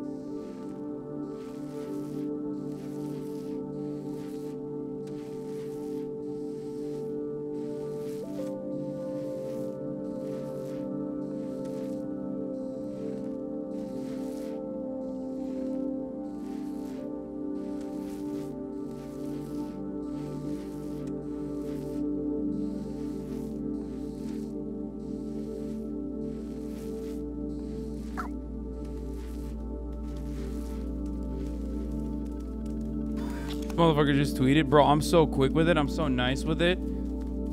Dude, this is sick. City sealed. Greetings, inhabitant of World City 99. This door is leading to the surface is currently locked due to confinement procedure. Please refer to certified engineer as called Le Control Room. If you have any requests, have a nice day. Why is he French? I don't know. I just started doing the French accent and it stuck. Dude, this is fucking sick. This game has many layers, guys.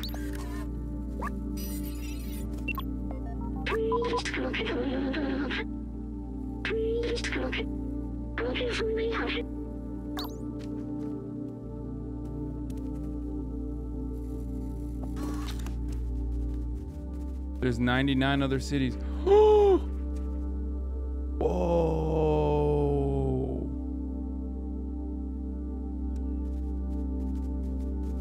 That's everywhere we went so far, right?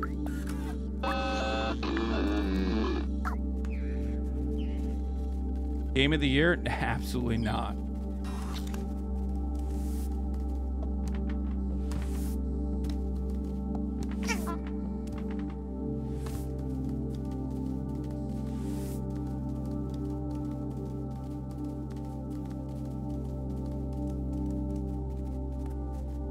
Game of the year in the year. Didn't Elden Ring come out this year, bro? Wait, why can't I get up there? Oh, I need like something to stand on, maybe?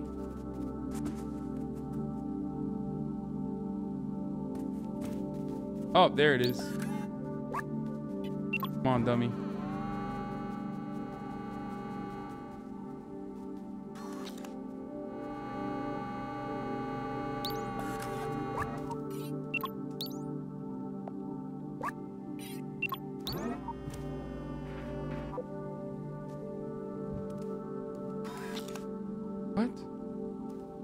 Why isn't it working?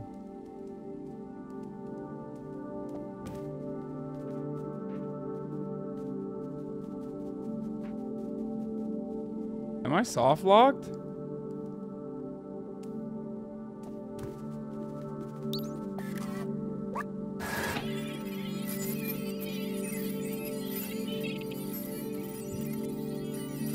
Am I gonna paw it up? Oh, let's go. Using my paws for good.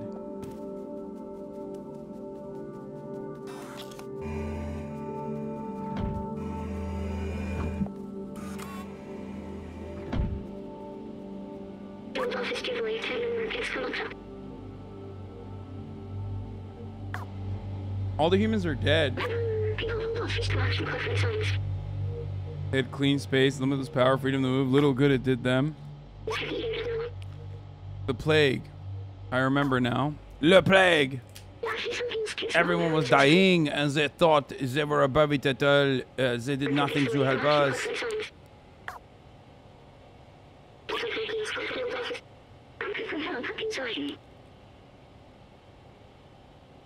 COVID. Or monkeypox. Choose your poison, you know what I mean?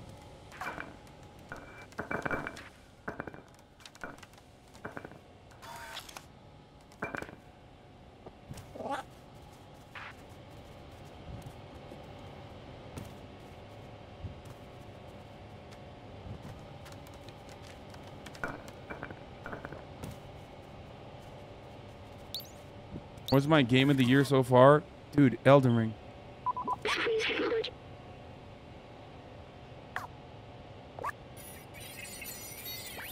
Not even a question.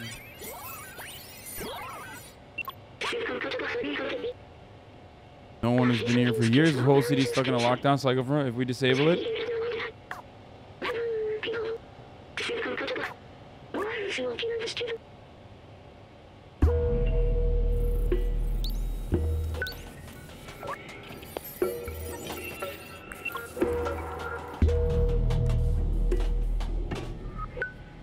Finish Elden Ring? Yes, of course. Wait, what? Is this a puzzle?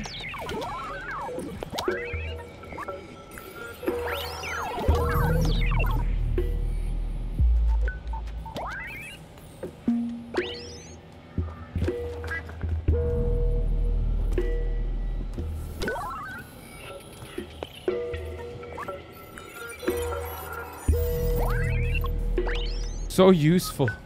All of my skills as a cat is so helpful in this situation. You know what I mean? Like stepping on random shit. Who would have thought that I would be able to destroy? I mean, I would be able to.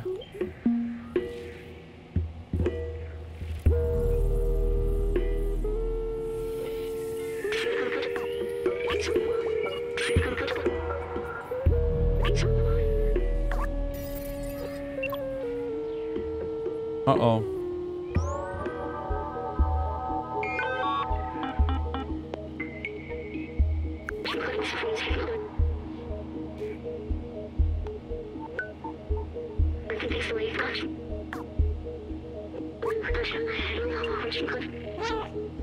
Now we do what we do best. Me, I'll hack the machines and you destroy some stuff.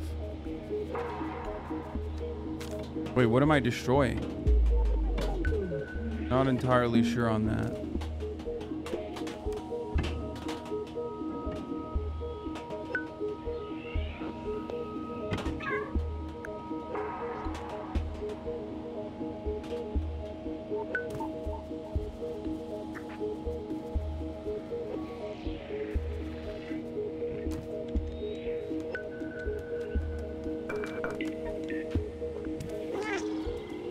Just like those things, but I don't know how to destroy them. Oh.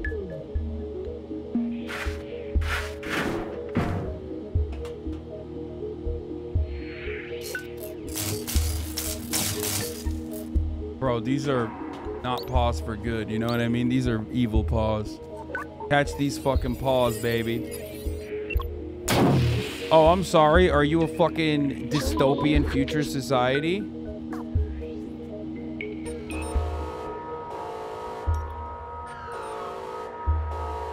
Yeah, I'll scratch the shit out of this circuit. What the fuck? Where's this one's control panel? I started with the easiest one like a dummy.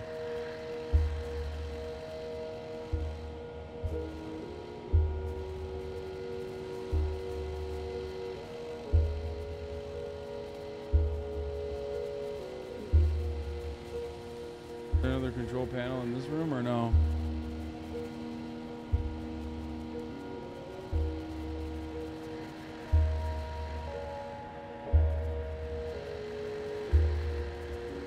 Oh, this?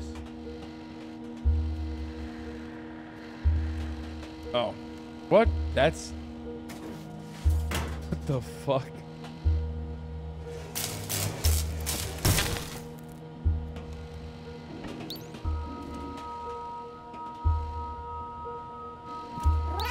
Hack it, baby. Roasted by Ray.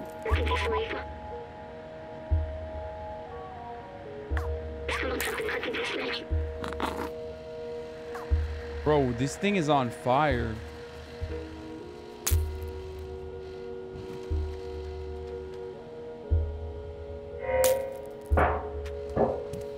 Homie, your circuit board is fucked up. I'm out here just pawing shit. B12 is about to be fucking... be gone. Oh!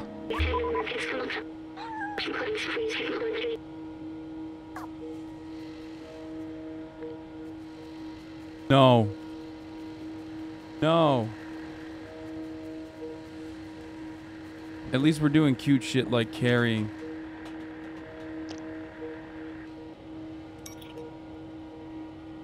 If B12 dies, I'm quitting the game before it ends.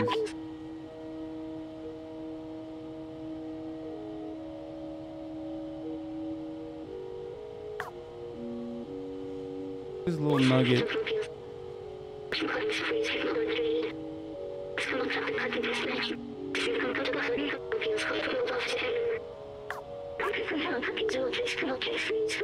No!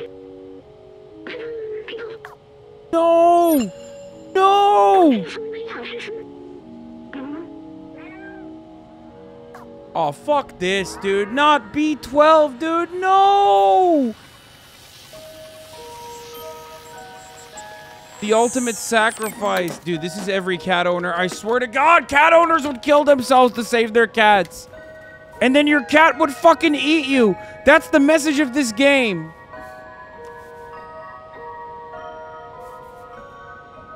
He's gonna eat it. He's gonna fucking hit it like... That's a dog move. That's a fucking dog move. A cat would just move away. Be like, yeah, fuck off, B12. All right, that's a new toy. A cat would literally knock it off the edge of the fucking roof of this entire thing.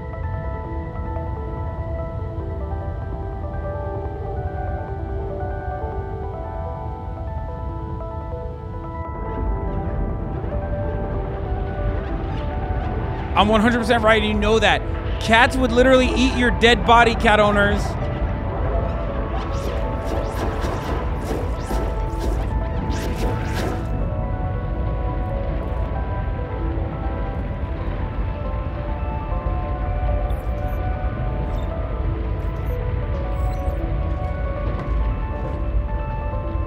Also, I finished the game before an hour and a half. Get fucked.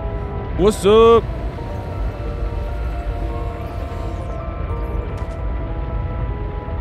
Wait, why would the Sentinel stop working when the light comes up?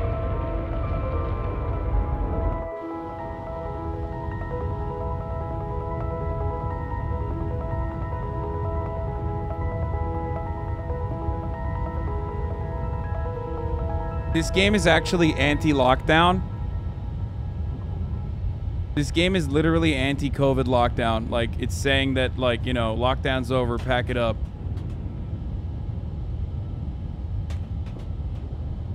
We ended the lockdown, brother.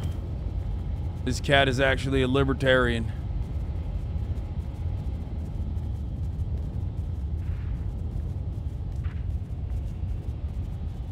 Is this a Love, Death, Robots game? Yeah, it literally is. Lockdown's over, brother. Let's go. Yeet, yeet. Open the doors up. Come on now.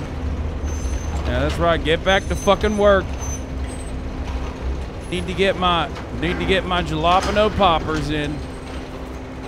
That's right. I'm going to Applebee's.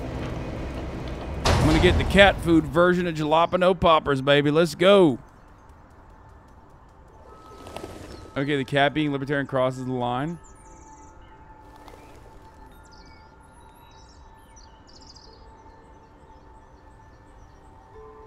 Ron the Katniss.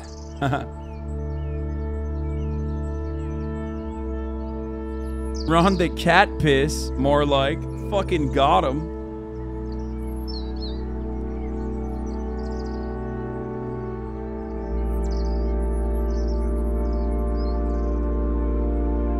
All the other all the other kitties are gone. They're gone. You know why? Because they're not fucking loyal, okay? That's why they're gone. Now you're alone because all your other cats in your fucking squad, they left you. Okay, overall, very fun game, especially for a free game on PlayStation, on PSN.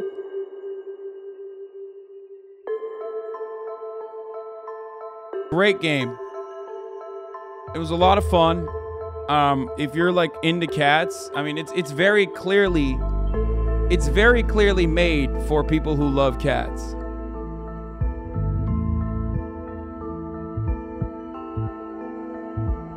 Absolutely. 100% made for people who love cats. I mean, for what it is, it's like a small, tiny little game. Compact. Fun little moments of platforming. Fun sneak moments.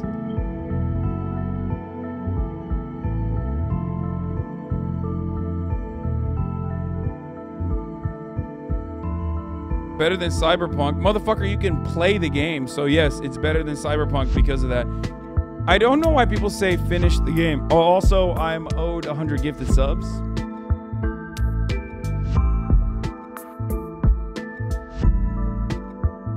But ultimately,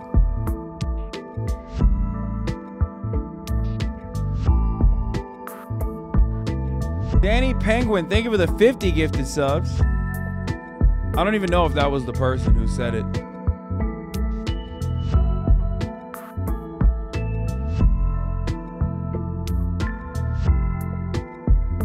Seven out of 10.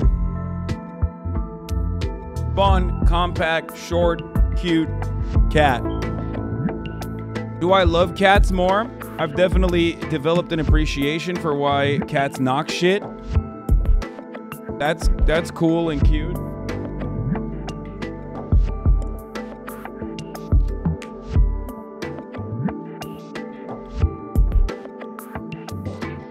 Took me a long ass time to fucking finish this goddamn game, but we did it. Many of you said that it would not be done. It's a perfect stream game, by the way. Cutie Jelly, thank you for the 100 gifted subs. Oh my god. The thing is, cat lovers have deep pockets, okay? They're already in an abusive relationship with their fucking cat, so they're used to being fin-dommed. That's the thing I found out. What happens now? Well, for today, you know, I think we're done. But there's still more games to play. We got Little Nightmares and Limbo and a whole bunch of other cool games. I'm going to hit you with the last 3-minute ad break here. But yeah, what is this? Why did you spend the whole game doing propaganda for dogs? Were you afraid of the cat's power over your audience? No, I mean, I know I have so many fucking... I know I have so many cat lovers in this audience. Just straight up. I know that. I know. It's unfortunate, but what are you going to do? Overall, fun game, though. That was a fun experience. You know, that's... I like fun games. And that was a fun game. I'll watch the Donkey review tomorrow. Will Hasan ever finish Alien Isolation? No, but a second option. Yeah, I'm not. At least not yet.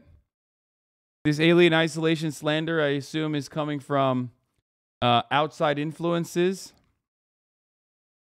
Look, here's what happened. While I was peeing, I saw a tweet, and I thought, you know, because I love this community and because I want to make good content, I thought, you know, I say something snarky like, why haven't we forged weapons on stream yet? Because we were supposed to do that like a long time ago.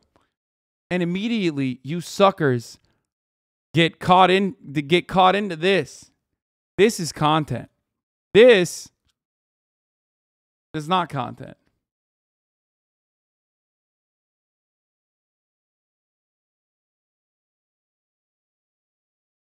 Okay?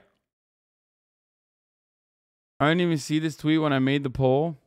Limbo and Inside will be great games for stream. Yeah.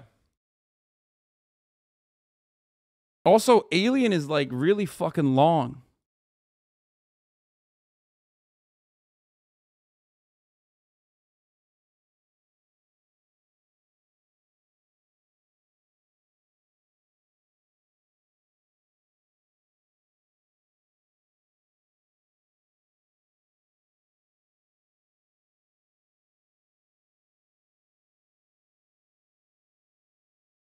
There it is.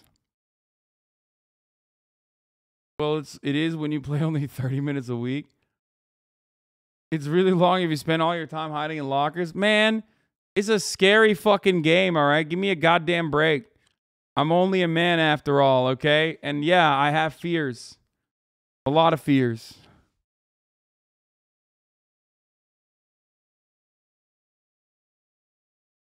Anyway, using chat as a bargaining chip? Yeah, oh, 100%. And those fucking fears are valid, okay? Suck me. Anyway, I will see you tomorrow.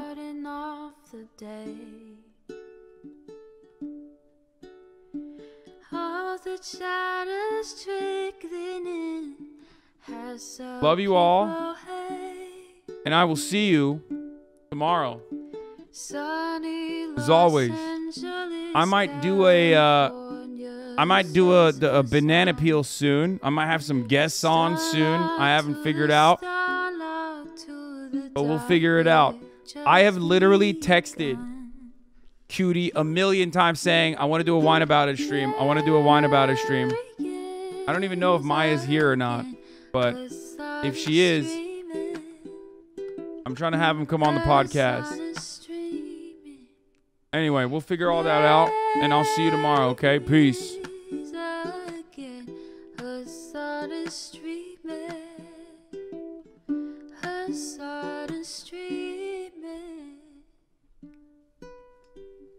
Reviewing the P.O. box, Uncle Uger's face.